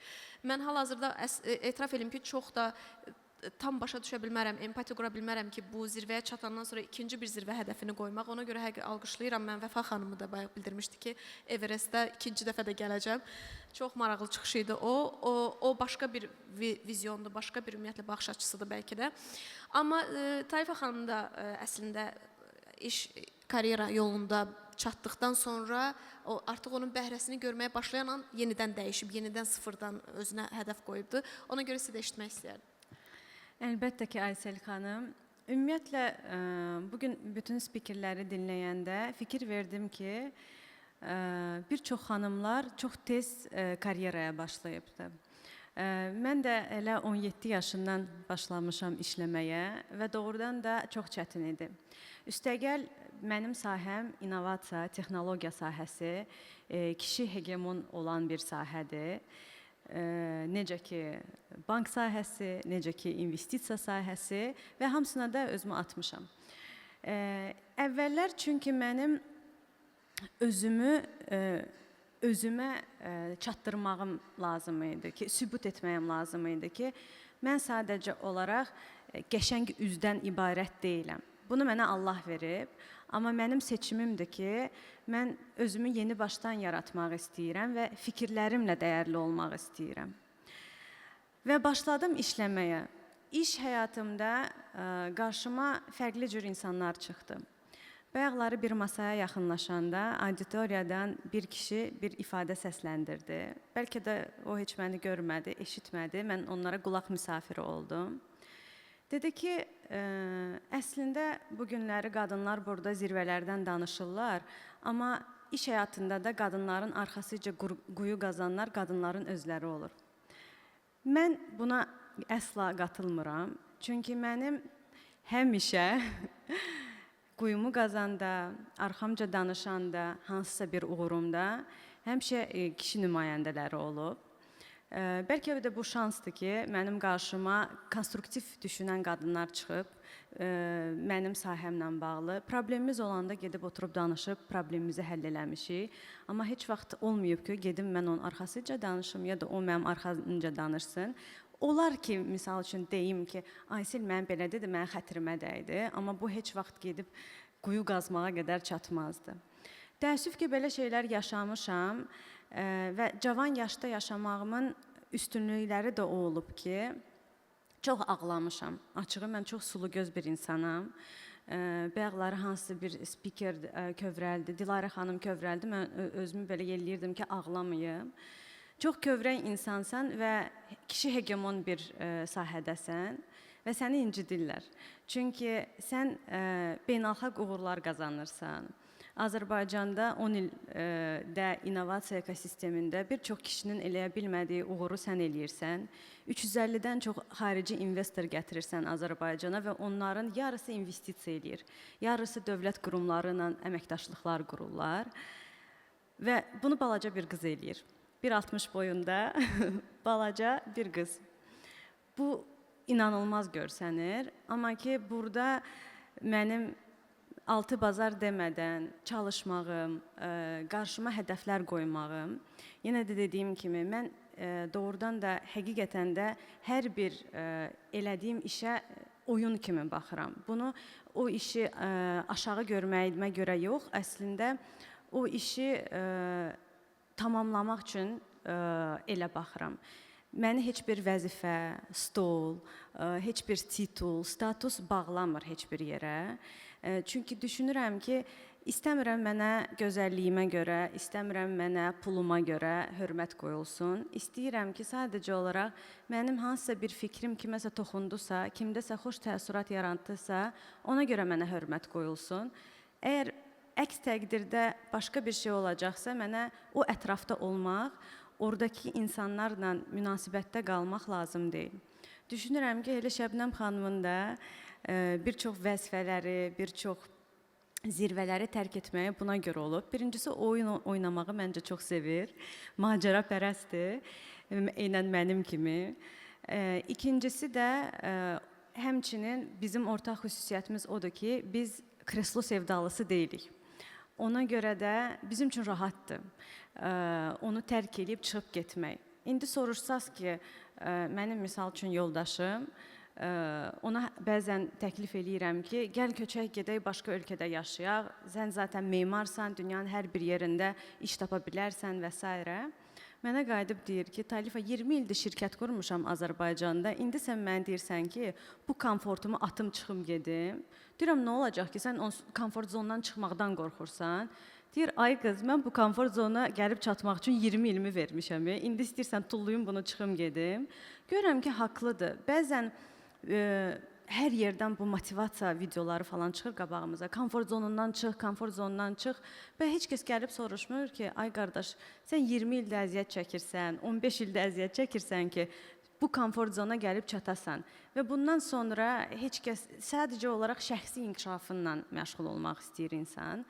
Və bu level'a, bu mərhələyə gəlib çatana qədər işləmək lazımdır, doğrudur. Amma yenə də bu sürəcdə heç bir kreslo sizi saxlamasın, əsas dəyərlər sizi saxlasın. Dəyərlərinizi də necə tapmaq lazım olduğunu Şəbnəm xanım qeyd elədi. Bu qədər. Mən əlavə eləyim, əslində bir öz təcrübəmdən deyim. Mən 30 yaşımda Beynəlxalq Bankın maliyyə direktoru vəzifəsinə keçmişdim. Ondan əvvəl konsaltingdə işləmişəm, bankla heç bir əlaqəm yox idi, bank sektorunda da ümumiyyətlə. Və o dövrdə mən bir krizis yaşadım.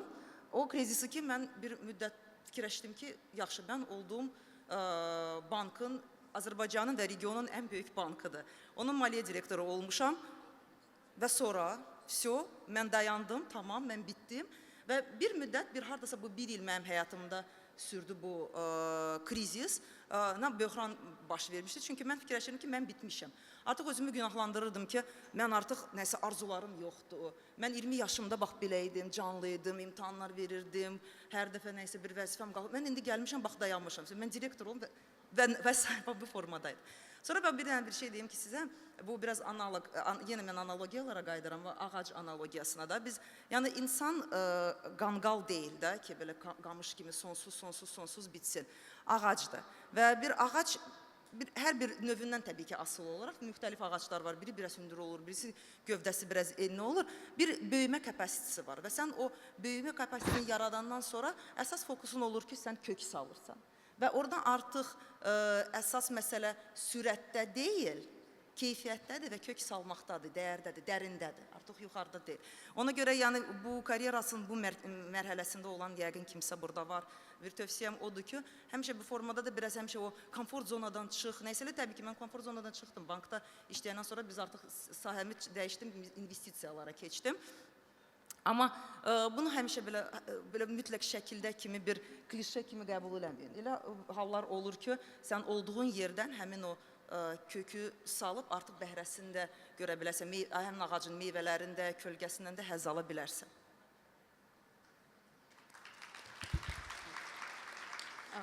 Mən də bir əlavə eləmək istəyirəm.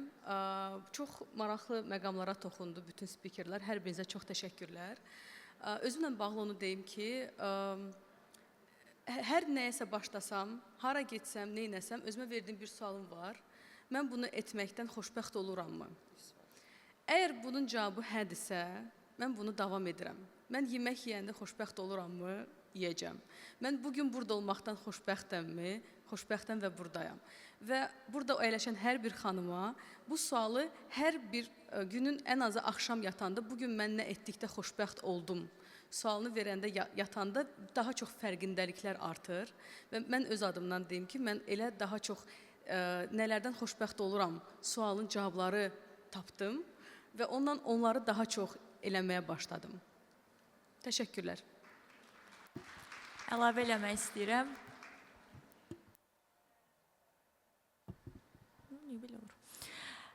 Əlavə eləmək istəyirəm ki, mənim üçün xoşbəxt iş, xoşbəxt həyat, mənim üçün bilirsiniz nədir? O ən dibə belə düşəndə bir cəsarət toplayırsan özündə. Bir də özünü heç vaxt kiminləsə müqayisə etməyəsən. Ancaq özümü hər gün tərbiyə eləməyə çalışıram, öz daxili özümü ki, özümü ancaq özümlə müqayisə eləyəcəm. Dünənki Leyli, keçmişdəki Leyli, bugünkü Leylidən nəyi fərqlənir? Bir, məni bu xoşbəxt eləyir. Bir də məni xoşbəxt eləyir öz sahəmdə nə? Hər zaman səhər və yaxud da axşam düşünürəm ki, mən bütün potensialımdan istifadə eləyə bilirəmmi, yoxsa yox? Bir müddət olur ki, insan hətta 30 yaşına qədər insan öz potensialından istifadə eləyə bilmir. Mənim çox böyük qorxularım var idi, açığa çıxmaq qorxum var idi. Mən bunun üzərində özümü tərbiyə eləyərək nəticəyə gəlib qarşınızda belə əyləşə bilmişəmsə, bu mənim üçün çox böyük bir nailiyyətdir. Xanımlarımız öz səmimi hekayələrini bölüşəndə istədim, mən də bəlkə bölüşə bilərəm. Mənim həmişə 10 il əvvəl, 11 il əvvəl ilhamlandığım bir hekayə var. 2015-ci il idi, 2014-cü il belə daha dəqiq desək. Və belə bir söz var ki, hamı bilir yəqin ki onu, öldürməyən zərbə gücləndirir. Və həm də belə bir söz var ki, dibə düşdünsə, inci götürmədən qalxma. Mən bunu həqiqətən də öz həyatımda da çox yaxşı yaşamışam. 2014-cü ildə hər mənada hər şey pis gedəndə, maddi, ailəvi, iş ümumiyyətlə heç varsa əgər iş, hər bir mövzu, həyatda nə qədər mövzu var, hər bir mövzunun eyni vaxtda mı dibə gedər? Yəni aşağı gedər yox, eyni vaxtda mı dibdə olar? Elə bir vaxtlardan birində, bayaq bizdən əvvəl dəyərli spikerlər ikinci paneldə də demişdi ki, qurban psixologiyası ilə fərqlidir fədakarlıq psixologiyası. Elə durumlardan birində mən fikirləşdim ki, yəni bundan o tərəfəsi yoxdur. Yəqin ki, mən ən çox əziyyət çəkən mənəm, ən çox çətinlik yaşayan mənəm. Hər şeyi unutdum və özümə odaqlanmışdım ki, yəqin ki, bu qədər çətinlik, məncə bu qədər problem eyni vaxtda gəlib heç bir insanı tapmayıbdı məndən başqa deyəndə qarşıma bir video çıxdı. Bəziləriniz tanıyar tanımaz, Hüseyn Özər adında Türkiyəli bir restoran şəbəkələri sahibidir. Londonda Sofra restoranlar şəbəkəsinin sahibi. Məncə onun simasını görəndə hər kəsə tanış gələcək, adı tanış olmasa da. Onun motivasiya videolarına çox baxırdım təbii ki. YouTube'da onun bir videosu qarşıma çıxdı. O videoda danışırdı ki, onun ailə həyatı, ümumiyyətlə o doğulduğu 3 gün sonra atılıbdı, tarlada, belə deyək də köydə dünyaya gəlibdi, atılıb, qısa deyəcəm, orada doğulan kimi istənilməyibdi ki, əlavə xərcdir bu uşaq, tarlaya atılıbdı, ümumiyyətlə çox qəribə şəkildə sağ qalıbdı orada, bir həftədən sonra təsəvvür edirsiniz, yəni bir inəkdən bastalayıb keçməyib və ya susundanmı ölməyib, yeməkdənmi, necəsə sağ qalıbdı bir həftə ərzində və siz o psixologiyanı təsəvvür edirsiniz də, doğulan kimi atılırsınız, istənilmirsiniz. Elə o formada da böyüyübdü. Danışır ki, İstanbula gəlmişdim. Hərf oxuma yazması yoxdur bu adamın, təsəvvür eləyin. Və İstanbula gəlmişdim. Hansısa elə belə avtobuslar harasa gedirdi. İstanbul harada heç bilmirdim yaşadığım ölkənin paytaxtı barədə. O qədər cahillikdən gələn bir insandır əslində. Gəlib İstanbula heç türkcəni, bəlkə də düzgün türkcəni danışa bilməyən adam ingiliscəni öyrənib və s. Sonra necə öz həyat hekayəsini danışır. Londona necə gəldi, qab yuyaraq başladı restoranların birində. O vaxt heç viza və s. məsələlərini necə həll eləyib. Və hal-hazırda adam milyonçudur, bəlkə də milyarderə yaxın bir insandır və Londonda bir neçə sofra restoranlar şəbəkəsinin sahibidir. Və o qədər gözəl insandır, o qədər ətrafdakı insanlara fayda verir, öyrədir, dəstək olur. Yəni, tamamilə qurban psixologiyasından uzaq bir insandır. Mən o insanın həyat hekayəsini baxanda, yəni bir anlıq bir vəziyyət keçirdim ki, mənmi bacarmayacam? Bu adam bu həyatı keçib və bacarıb özü də necə bacarıb? O mənim üçün dönüş nöqtəsi idi əslində o videonu görmək. Götürdüm özüm üçün. O vaxt yox idi vision boardlar və s. Götürdüm özüm üçün Instagramda həmin adamı tapdım, Hüseyn Özər. Bir 60-a yaxın yaşı var idi. Mən ona yazdım ki, gün gələcək, mən öz qarşıma qoyduğum hədəfləri çatacam və necəsə gəlib Londonda sizi tapacam, sizin əlinizdən öpüb, sizə təşəkkür eləyəcəm və bunu bir əhd eləmək deyirlərdi Azərbaycanca. Sizə təşəkkür eləyəcəm ki, sizin videonuzun sayəsində mənim həyatım dəyişdi. Bunu sizə yazacam nə vaxtsa. Təbii ki, o mənim mesajımı oxumadı. Adamın 100 minlərlə izləyicisi var. Heç mən onun requestinə bilmirəm, düşdüm, düşmədim. 2024-cü ilin noyabr ayında bu mənə qismət oldu. 10 il sonra mən getdim Londonda, utana-utana, restoranda oturmuşuq. Bir neçə dənə filialı var, hansı yəni adamın nömrəsi yox, bir şey yox. Instagramda cavab yazmır təbii ki. Necə tapacam, necə eləyəcəm? Utana-utana oturmuşam, ofisiantların biri gələndə deyirəm ki, Hüseyn Özərim bəy bura gələcək bugün bilmirsiniz. Yəni deyir ki, sorry da mən bu məlumat haqqında sizə deyə bilmərəm. Təbii ki, uzun çəkən proseslərdən sonra mən onu tapdım da, mənim hal-hazırda mentorumdur, axşam yeməyinə dəvət etdi, nəinki əlini öpüb qaça bildim. Saxladı da, özünün kinosu çəkilirdi, bilmirəm Netflixdə deyəsən hazırlanır yoxsa yox. O kinoya da mənim çıxış eləməyim üçün dəvət etdi. Onun Azərbaycana öz ailəvi qonaqlarından gələndə hal-hazırda mən qarşılayıram onu. Mən ora gedəndə hər dəfə onunla görüşürük. Çox gözəl bir münasibətimiz yaranıb. Öz təcrübəsini hal-hazırda mənlə bölüşür, amma mən bu qədərini heç xəyal belə eləməzdim. Ona görə həqiqətən də xəyal eləməkdən qorxmamaq lazımdır. Əgər biz bir şeyi xəyal eləyə biliriksə, bunu 100% eləyə də bilərik. Elə bir şey yoxdur ki, biz əgər onu xəyal eləyə bilmək gücündəyiksə, onu edə bilmək də gücündəyik. Buna görə həmişə arzulayıram ki, xəyal quraq, plan quraq və vaz keçməyək öz istəklərimizdən. Həmin vaxt, həmin şərait nə qədər çarəsiz görsənsə də. Mən istəyərdim, vaxtımız varkən auditoriyadan suallara da keçək. Burada Şəbnəm xanım ünvanlanan bir sual var. Aziza İskəndərovadan. Marketinq sahəsində çalışan qadın liderlər üçün ən vacib 3 bacarıq sizcə nədir? Bunu ayrı fərqləndirməzdim, qadın və yaxud da kişi. Çünki marketinq sahəsi bu qadın və kişi olaraq ayrılmır. Əgər sən bir biznes həll verməyə çalışırsansa, burada heç kim sənə deyə bilməz ki, sən illa kişi olmalısan, yoxsa qadın olmalısan. Amma xüsusiyyətlərə gəldikcə, bəli, burada strateji düşüncə, analitik düşüncə mütləq vacib olan məqamlardan biridir. Sənin müşahidə qabiliyyətin çox yaxşı olmalıdır. Sən artıq o biznesə kənardan baxanda daxildə görünməyəni görməlisən. Bu da çox önəmli amillərdən biridir. Və ən önəmli məqamlardan biri də sənin təcrübən olmalıdır korporativdə və ümumiyyətlə biznes sahəsində ki, sən o biznesə də böyümə həlləri, yollarını da təklif eləyə biləsən. Mütləq bunlar olmalıdır. Çox sağ olun, təşəkkürlər Şəbnəm xanım. Ümumi ünvanlanmış bir sual var Nərmin Həşimovadan. Kimsə sizin işinizə mane olmağa çalışanda, qadın olduğunuz üçün sizi kiçiltməyə çalışan insanlara necə reaksiya verirsiniz? Liderlik sayəsində yeni gələn qadınlara bu mövzuda nə tövsiyə edərdiniz? Kim cavab vermək istəyir? Mən cavab vermək istəyərəm, çünki birbaşa başımdan keçdiyi üçün. Onlara sadəcə verə biləcəyiniz reaksiya sizin uğurunuzdur. Növbəti mərhələdə sizin etdiklərinizdir.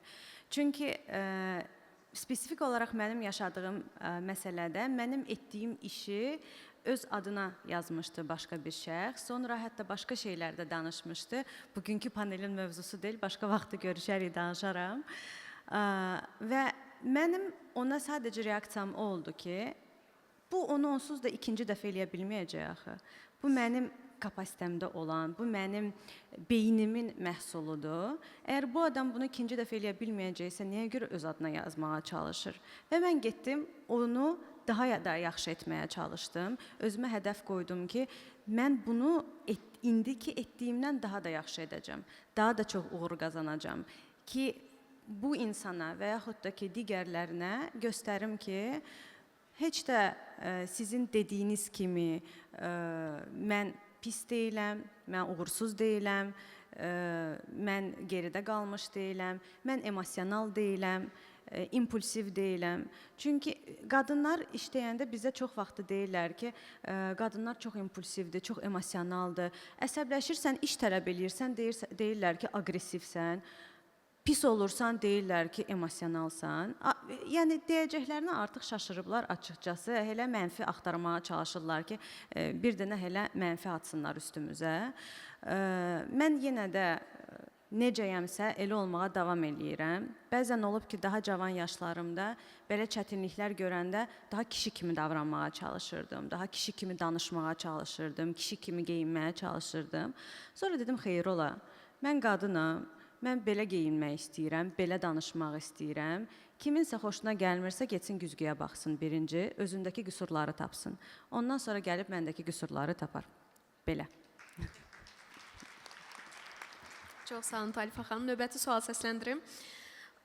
Salam, kimsə ümumi olaraq üzr istəyirəm. Növbəti suala baxaq. Bugün biz daha çox zirvəyə çatmaq və zirvədə qalmaq haqqında eşitdik, amma mən bugün cəhalətdən çıxış haqqında eşitmək istəyərdim. Cəhalət nədir, necə bunu aşa bilərik? Bu suala mən cavab verim. Mənə görə cəhalətdən çıxış mən kiməm və mən nə istəyirəm suallarını verməklə başlayır. Bir də çox sevdiyim bir söz var, deyir, balığın sürətini ağaca çıxmaqla ölçəndə o hər zaman özünü yetərsiz hiss eləyəcək. Təşəkkürlər. Əlavəm olacaq, əgər mümkündürsə. Çox qəşəng sualdır əslində, doğrudan da bugünkü mövzuya aid olan bir şeydir və mənim sadəcə əlavəm nə olacaq? Bəzən biz ətrafımızı dəyişmək məcburiyyətindəyik. Məhz bizi o cəhalət məsələsində o saxlayan ətrafımız olur. Hansı ki, alınmayacaq, eləmə, amma eləyənlər eləyib, səndə də alınmayacaq deyənlər var. Onları mütləq dəyişməlisiniz. Əks halda siz gedəcəksiniz önə, bəlkə də bəziləriniz gedəcəksiniz, amma kimlər o sözlərə qulaq verib deyəcəklər ki, hə, bəlkə də düz deyir, yəni başqasında alınmayıbsa, heç məndə də alınmaz. Ona görə bu məsələdə də cəsarətli olmalısınız. Mən də bir balaca əlavə eləyim. Bugün məndə belə şəxsi etiraflar axşamıdır. Heç gözləməzdim ki, belə bir konkret belə sual olacaq. Bax, mən sizə deyim öz yenə də nümunəmdən, öz təcrübəmdən. Biz ailədə 3 bacıyıq və bizim nəslimizdən hamısını götürün, biz yeganə oxumuş insanıq. Yəni, ali təhsilli insanıq və karyera qurmuş insanıq. Yəni, bizim nəslimizdə, indi eşidəcək televizor arası görəcəklər, mən eləyəcəklər ki, mən bunu anlatacağım. Valla, xanımın, qız uşağının doğru dürüst məktəb bitirməsinə pis baxırlar. Bax, tam sizə sən deyəcəm. Mənim backgroundum, mənim gəldiyim mühit budur. Mən buradan təşəkkür bildirmək istəyirəm anama ki, o özü o cəsarəti görüb özündə bütün cəmiyyətə, olduğu cəmiyyətə qarşı gedərək biz qızları oxutduruq. Yəni, bu cəhətdən də nə eləyə bilərik? Ətrafıyla sadəcə razılaşıb demək ki, bizdə belədir, bu formadadır, qız bunu eləməz, xanım bunu eləməz kimi bununla razılaşmamaq. Razılaşmamaq və sadəcə istəyirsinizsə bunu dəyişmək. Mən həmişə gedirəm, olur da bizdə, mən iki dünyada yaşayıram. Bax, indiki belə gördüyünüz dünya və o birisi dünya. Və hər dəfə orada görəndə, gənc qızları görəndə, qohumların arasında mən həmişə deyirəm ki, qızları oxudun, oxuyun, nümunə götürün. Baxın, məndən də yaxşı olun, amma oxuyun. Oxumaqda, bilikdə, inkişafda çox böyük fayda var. Mən heç bilmirdim. Biz 2-3 dəfə görüşmüşük panel spikerləri ilə və doğrudan da ortaq cəhətlərimiz çox imiş. Mən heç bilmirdim. Mən bayaq qulaq asırdım spikerlərə. Hamısı dedi ki, biz həkim ailəsi, ancaq bizdə nə bilim müəllimlər ailəsi. Mən fikirləşdim, Allah, mənim ailəmdə nə həkimlər, nə müəllimlər olmayıb. Bizdə də anam özü də burada əyləşib də. Onlar 9 bacı qardaş olublar. Yəni o vaxtlar elə idi və hər birinin də 3 oğlu, 4 oğlu, 3 oğlu, 4 oğlu, bir də mamamda 2 qızı idi. Və bizdə də ilk nəsildə oxuyan qızlar biz olmuşuq. Əslində oxuyanlar da çox deyildi. Onlar da bizə eşitsələr üzürlü sayın, amma demək məcburiyyətindəyik. Və burada oxumağımızın da ən başlıca səbəbi o oxumaq eşqi ilə yanıb sönən anam olubdu. Ancaq onun sayəsində, çünki biz bilmirdik, biz uşaq idik. Əlbəttə deyirdilər oxuyun, oxuyun, amma baxırdın ki, hə oxuyaram, amma gördün ki, yox, o qədər yol açırdı ki, yox, o özü o qədər onu sevirdi ki, inkişaf etməyə. Belə həqiqətən də bu gün baxanda televiziyada işləməyin özü olsun. Mane olurdular, qohum-əqraba. Yox, qız uşağı nədir, televiziyada işləmək nədir, nə danışırsınız? Hamısı tökülüşlər. Mamam dedi ki, qızım nə istəyirsə odur. Ona görə də buradan onu öpürəm. Belə anaları alqışlayaq. Alqışlayaq, bəli. Leyli xanıma ünvanlanan bir sual var. Düzdür, biraz mövzudan mövzuya keçmək kimi olacaq, amma səsləndirmək istəyirəm. Leyli xanım, soruşurlar ki, bu vaxta qədər işlədiyiniz ulduzlardan ən çox çətinlik çəkdiyiniz kim olub və bu çətinliyi necə aşdınız? Sizin sahənin fərqli çətinlikləri var, bizdən fərqli olur. İşlədiyim ulduzlardan ilk işə başlayırdım və bir dərzim var idi, bir özüm. Aygün Kazımovaya necəsə oldu ilk illər, Aygün Kazımovaya belə geyim tikməli idim və mən öz iş həyatımı qurduqdan sonra öz işimə sahəsini oxumağa başlamışam və ailəli ola-ola. Bir geyim tikdim Aygün xanıma və geyim çox bərbad idi, çox bərbad. Və konsert başladı, yox, konsertindən bir gün öncə Aygün xanım məni çağırdı ki, bu geyim çox bərbaddır. Məni evinə çağırdı. Biz tikiş maşını ilə getdik xanımın evinə və biz onun evdəki əşyalar, geyimlərini birləşdirdik. Sabah konsertə hazırladıq Aygün xanımı. Və mən 6 aydır fəaliyyətə başlamışam öz işimdə. Hələ tam bilmirəm. Və tikdik. Aygün xanım konsertində çıxdı. Çox sağ olsun Leya Kuçur, Leyli Zalova təşəkkür edirəm. Mən də baxıram ki, axı mən heç nə eləməmişəm.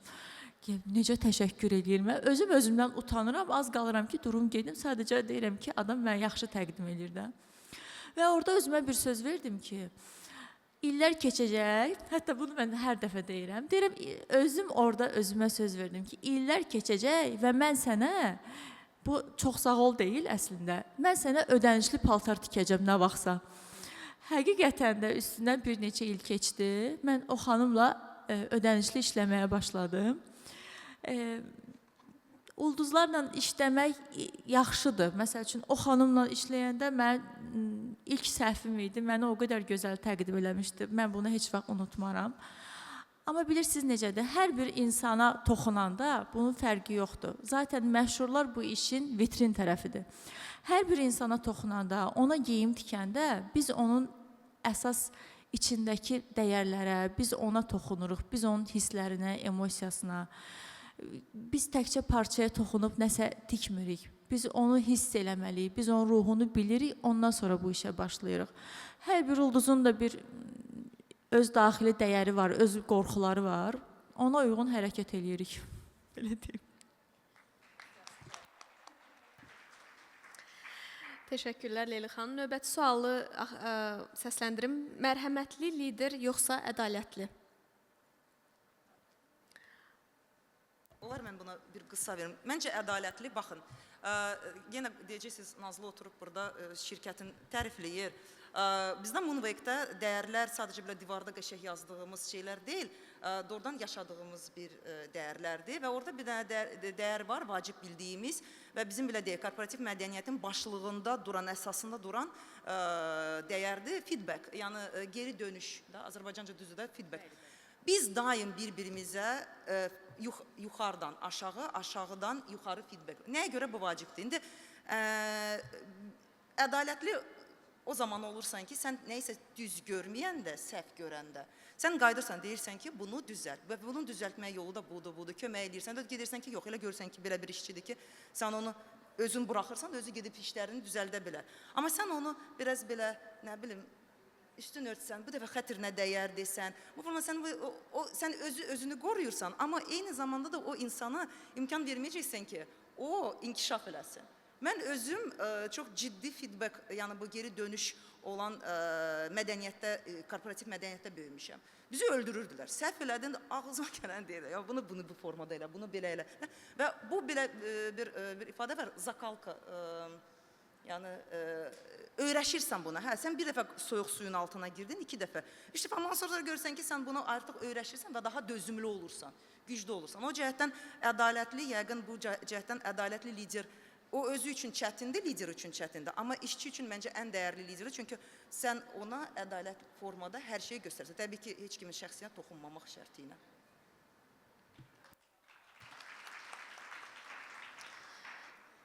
Cavab vermək istəyən yoxdursa, mən özüm də buna cavab vermək istəyərdim.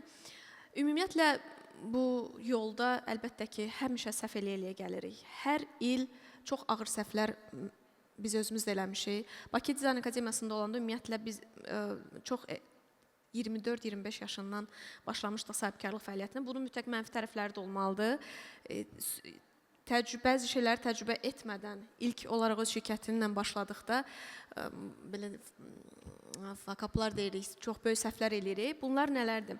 Məsəl üçün, menecmentdə mənim ən çox öyrəndiyim şey odur ki, həqiqətən də insan resursları, insanı nəzərə almaq şirkətin elə birbaşa performansına təsir edən bir şeydir. Və doğru adamı doğru yerdə işlətmək, yəni ola bilər kimsə zəif işləyirsə, o demək deyil ki, o zəif işləyən adamdır. O sadəcə doğru yerində deyil də ola bilər. Bu variant daha çox işləyir.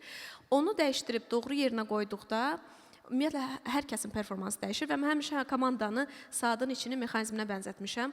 O təkərlər kimi görsənən bir şey var. Bu dəyişəndə, bəli, bu buna təsir edir, bu işləyirsə, bu da işləyir. İşləmirsə, biri dayanırsa, hər kəs dayanır. Komanda tam olaraq budur. Əgər biz komanda dediyimiz insandırsa və bu insan da emosiyalardan da ibarətdirsə, robot deyiliksə, mütləq mərhəməti də nəzərə alaq, mərhəmət və ədaləti nəzərə almaq lazımdır və bu long termdə işləyir. Ola bilər qısa dönəmdə işləmir, amma uzun dönəmdə mütləq ki, işləyir. Hər kəs sizin yanaşmanızı, dəyərləri, şirkət daxili dəyərləri anladıqdan sonra nəyin necə işlədiyini anlayır və hər kəs də o rəngi özünə uyğunlaşdırmağa çalışır. Bir sual da... Çox üzr istəyirəm, bir əlavəm var. Mən komanda tərəfdən biraz yaralı insanım.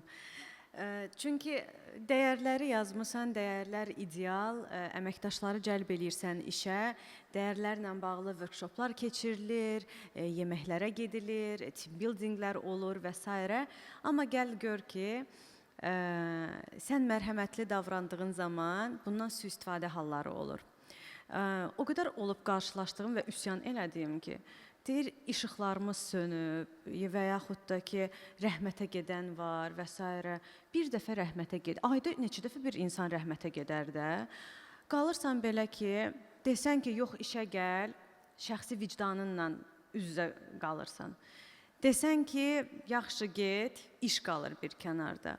Bəzən elə hallarla rastlaşırıq ki, mənə görə doğrudan da bayaqları Leyli xanım da dedi, komanda o qədər önəmlidir ki, bəzən feedback culture, geri dönüş mədəniyyətini də yaradırsan ki, komandada hər kəs sənlə danışa bilsin, sən hər kəslə danışa bil, toksik ab-hava yaranmasın, heç kəs bir-birinin arxasıca danışmasın, aydın və şəffaf kommunikasiya olsun, amma insanların xarakterlərindən də çox şey asılıdır. Bəzən qarşına elə insan çıxır ki, deyir, yox, mən elə buranı toksik ab-hava ilə dolu eləyəcəm, mənim hər ay 3 dəfə nənəm rəhmətə gedəcək, ən az 2 dəfə evimizdə işıqlar sönəcək, mən gəlməyəcəm işə və deadline-larımın heç birində çatdırmayacam.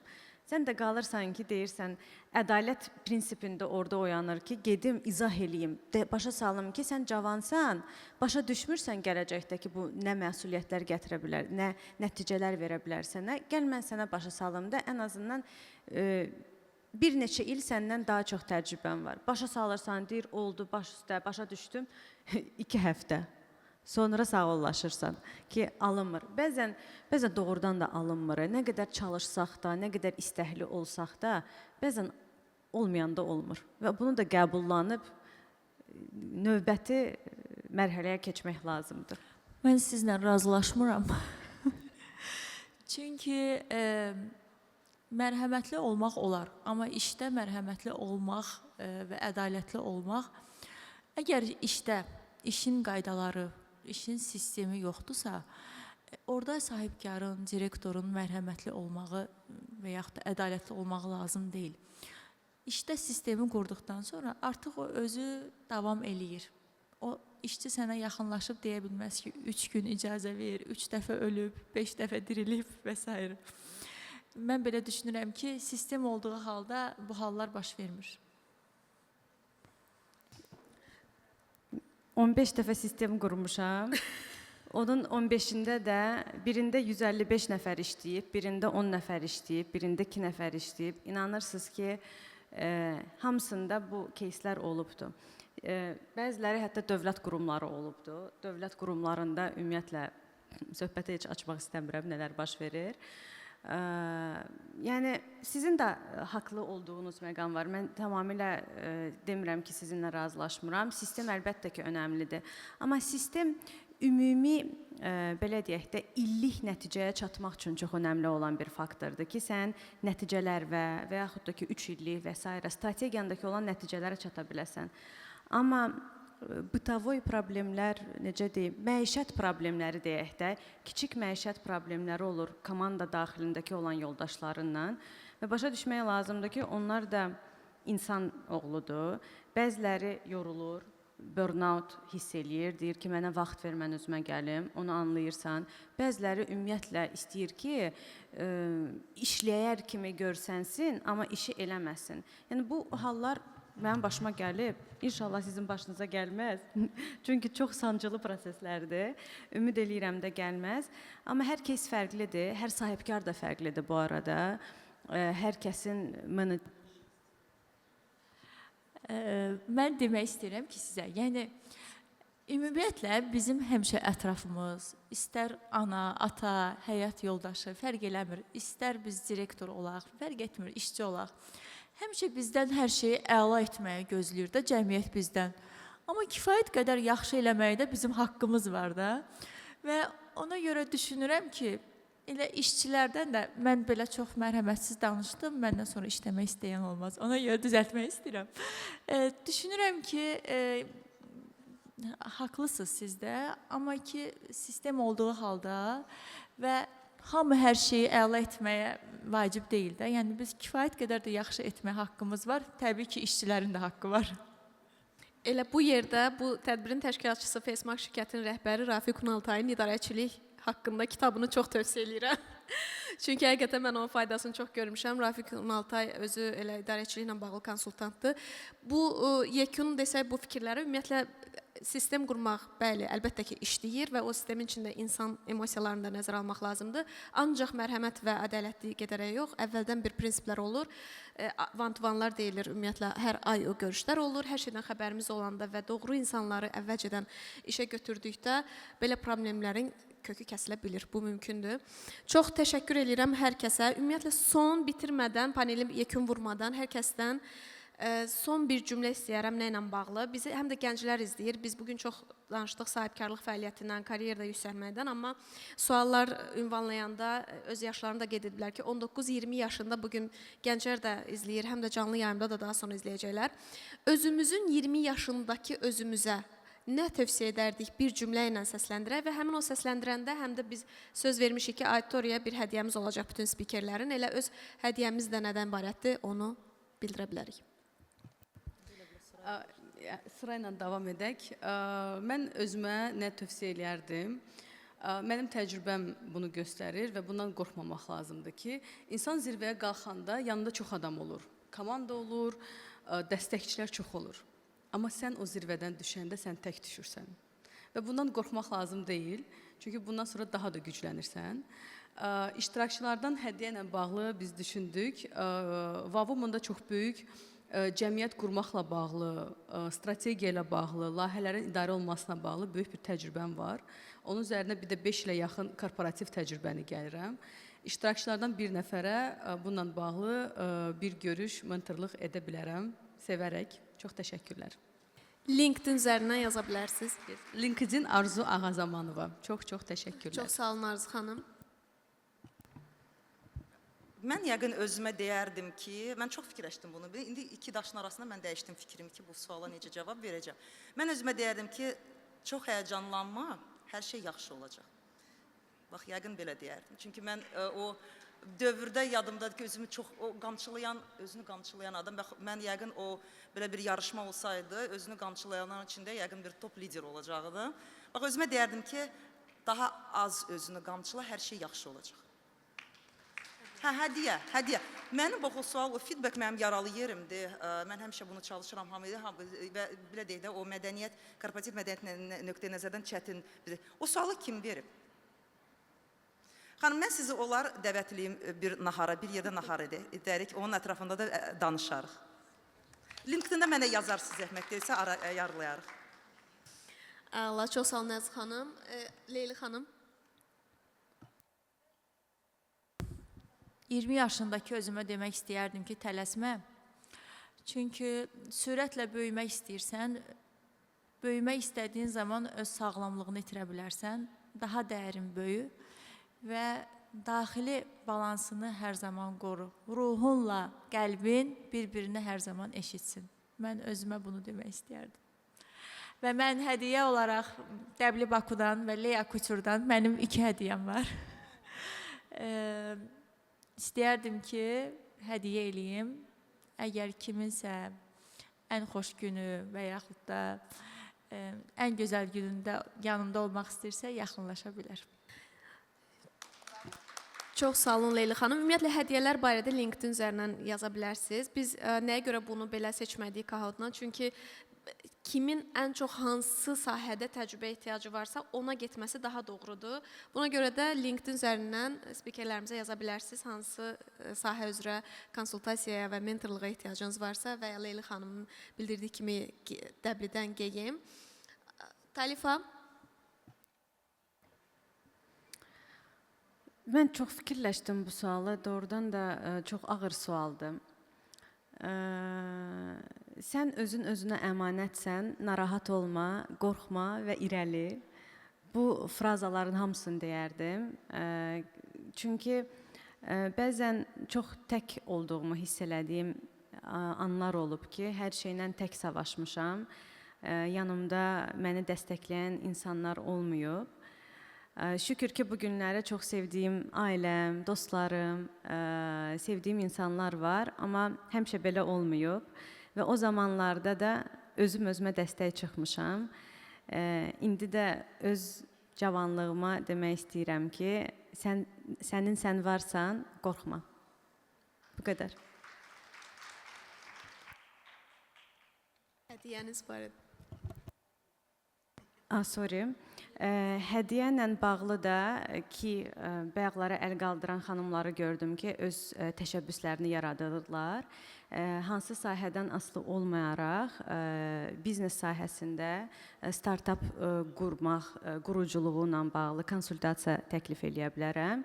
Daha sonra da sizin ehtiyaclarınıza uyğun olaraq sizə tövsiyələr verə bilərəm, yönləndirə bilərəm ki, siz hansı stadiyadasınız, investisiya, yoxsa ki, satış və s.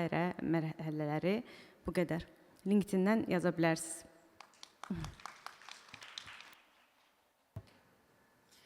Mən 20 yaşıma toxunmuram, gücünə gəlib çıxmışam, orada qalsın. Amma bizi dinləyən və varsa 20 yaşlarda, onlara bir dənə sözü, əsas sevdiyim sözü deyəcəm ki, o deyir, həyat şüarı var. Hər kəsin bir xoş, nə vaxtsa eşitdiyi bir söz, bir motivasiya, bir video varsa. Mənim də ən sevdiyim, mən Şəms Təbrizi aşiqiyəm. Tanıyanlar varsa Şəms Təbrizini, yəni onun mütləq ki, o 40 qızıl qaydasını oxuyub. O qızıl qaydalardan biri var. Ola bilər ki, yəni yalnız 20 yaşlılar yox, məncə bu əksinə özünü dərk elədiyin yaşdan sonra başlayır bu proses, daha ağrılı və sancılı proses. Çox sevdiyim bir sözü var, deyir ki, həyatım alt-üst oldu deyə qorxma. Nə bilirsən altının üstündən daha yaxşı olmadığını. Ona görə bunu təşəkkür edirəm. Bunu mən özümə həyat şüarı eləmişəm və elə istəyir 20 yaş olsun, istəyir 30 olsun, istəyir 40 olsun, fərqi yoxdur. Həyatının o sınma nöqtəsi var, özünü tapandan sonra. Həmin o sınma nöqtəsində belə onu, o kəlməni özünüzə dediyiniz zaman inanın ki, həyatınız daha da gözəl olacaq.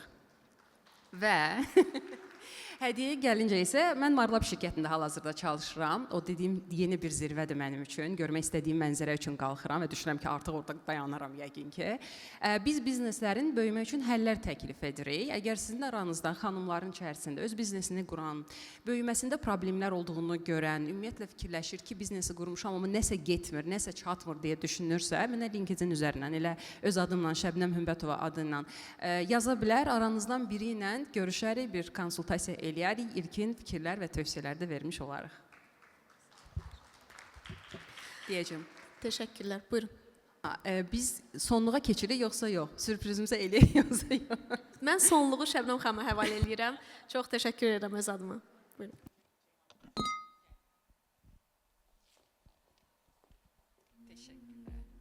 Açıqdır, bəli.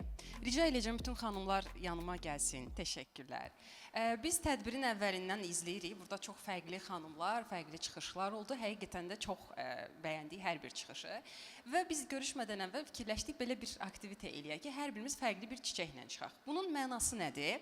Əlinizdə gördüyünüz biri lilya tutub, bir tülpan tutmuşuq, bir qızıl gül, piyonlar, fərqli çiçəklərdir. Bu çiçəklər hər biri fərqli mühitdə böyüyürlər. Biri günəşi sevir, biri kölgəni, biri torpağı, biri dağı, biri bataqlığı, fərqi yoxdur. Amma hər birinin bir mənası var bizim üçün. Hər biri bir çiçəkdir və hər biri ayrı-ayrılıqda dəyərlidir. Cəmiyyət bizə deyir ki, bərabər olmalısınız, eyni olmalısınız, heç kimdən fərqlənməməlidir. Amma təbiət belə demir. Təbiət deyir ki, nə qədər fərqli olsan, bir o qədər gözəl olursan.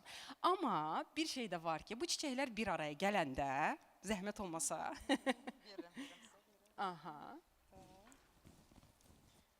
fikir verirsinizsə, bir yerdə onlar daha dəyərli və daha gözəl olurlar. Eynən sizin kimi. Ona görə də birliyinizi qoruyun, birgə mesaj verin, bir-birinizə dəstək olun və hər zaman da çiçək kimi həyatınız gözəl olsun. Təşəkkür edirik. Çox sağ olun. Biz sizə təşəkkür edirik. Bir xatirə şəkli çəkilir və ənənəmizə sadıq qalıb sizə də təşəkkür plaketləri olacaq. Maraqlı bir sonluğa görə də Şəbnəm xanıma təşəkkür edirik. Fərqli bir yanaşma ilə bu paneldə bizim moderator spikerlərimiz çıxış etdilər. Gəlin bir daha onlara bir alqışımızı, təşəkkürlərimizi çatdıraq. Və hazırda təşəkkür plaketlərimiz də var. Xahiş edirik səhnəni tərk etməyəsiz. İlk olaraq Aysel xanıma təqdim edirik. Panelimizin moderatoruna təşəkkür edirik sizə. Baku Dizayn Akademinin təsisçisi Aysel Gülməmmədova. Çox sağ olun və növbəti təşəkkür plaketlərimiz, spikerlərimiz olacaq. Fürsətdən istifadə edib bir daha bu zirvənin keçirilməsində əməyi olan hər kəsə xüsusi təşəkkürümüzü bildiririk. Çox sağ olun və Facemark şirkətinə də təşəkkür edirik ki, artıq bir ənənəyə çevrilib bu Qadın Liderləri Zirvəsi ikinci ildir ki, uğurla yekunlaşır. Yeri gəlmişkən Facemark şirkətinin də əməkdaşları arasında çalışan xeyli gözəl və dəyərli xanımlar var. Onları da ürəkdən təbrik edirik. Bu tədbirin ərsəyə gəlməsində uzun müddət zəhmət sərf etdilər. Onlara da ən xoş arzularımızı çatdırırıq və yavaş-yavaş biz panelimizin ümumiyyətlə ikinci Qadın Liderləri Zirvəsinin sonuna yaxınlaşırıq. Bizdən son dəqiqəyə qədər bərabər olan hər kəsə xüsusi təşəkkürümüzü bildiririk və qarşıdan gələn 8 Mart Beynəlxalq Qadınlar Günü münasibəti ilə sizi ürəkdən təbrik edirik. Əziz xanımlar, siz son dəqiqəyə qədər bizdən bərabərsiniz. Onun üçün də özünüz üçün ən gür alqışı yalnız siz səsləndirə biləcəksiniz. Təşəkkür edirik və hazırda spikerlərimizə də təşəkkür plaketləri təqdim olunur. Facemark şirkətinin dəyərli əməkdaşı Xədicə xanım tərəfindən çox sağ olun və sonuncu təşəkkür plaketi təqdim olunur. Sonda rica edəcəyik ki, zalı tərk etməyəsiniz, çünki kollektiv bir xatirə şəkli çəkəcəyik. İkinci Qadın Liderləri Zirvəsindən yaddaşa həkk etmək üçün. Bax belə, artıq yaxınlaşa bilərsiniz. Səhnənin önünə, səhnəyə yaxınlaşırıq. Bir kollektiv foto çəkəcəyik. Xahiş edirik ki, hər kəs özünü bu zirvənin bir parçası hiss edərək yaxın gəlsin. Çünki bu zirvə həm də sizdən ibarət idi. Xahiş edirik səhnənin önünə və səhnəyə yaxınlaşasınız. Heç kim özünü kənarda saxlamasın. Biz hər kəsi bu kollektiv fotoda iştirak etməyə dəvət edirik. Ön hissədə yerləşməyənlər səhnənin üzərinə çıxın, zəhmət olmasa. Burada kifayət qədər yer var.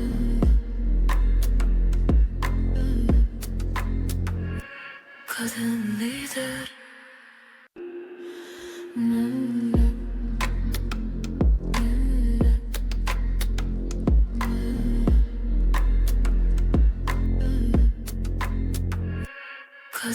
lider.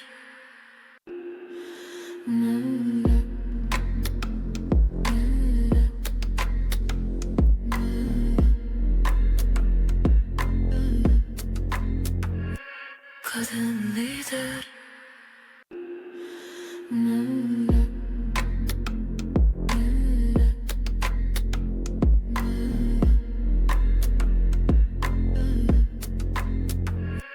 Kadın lider.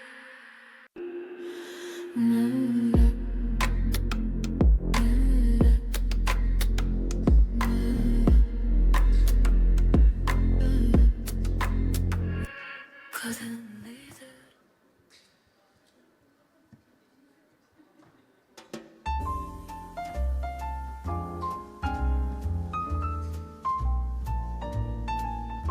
Foto çəkiləndən sonra xahiş edirik dağılışmayaq, çünki bir şüarımızı da səsləndirib alqışınızı rica edəcəyik.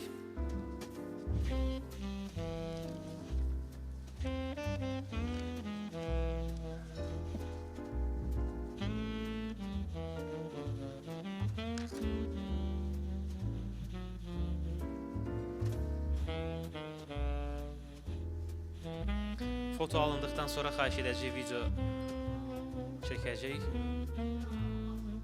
Baxırıq.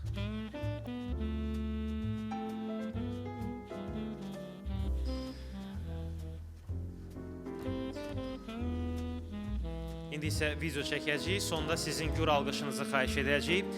Beləliklə, ölkəmizdə artıq ikinci dəfə keçirilən Qadın Liderləri Zirvəsi uğurla başa çatdı.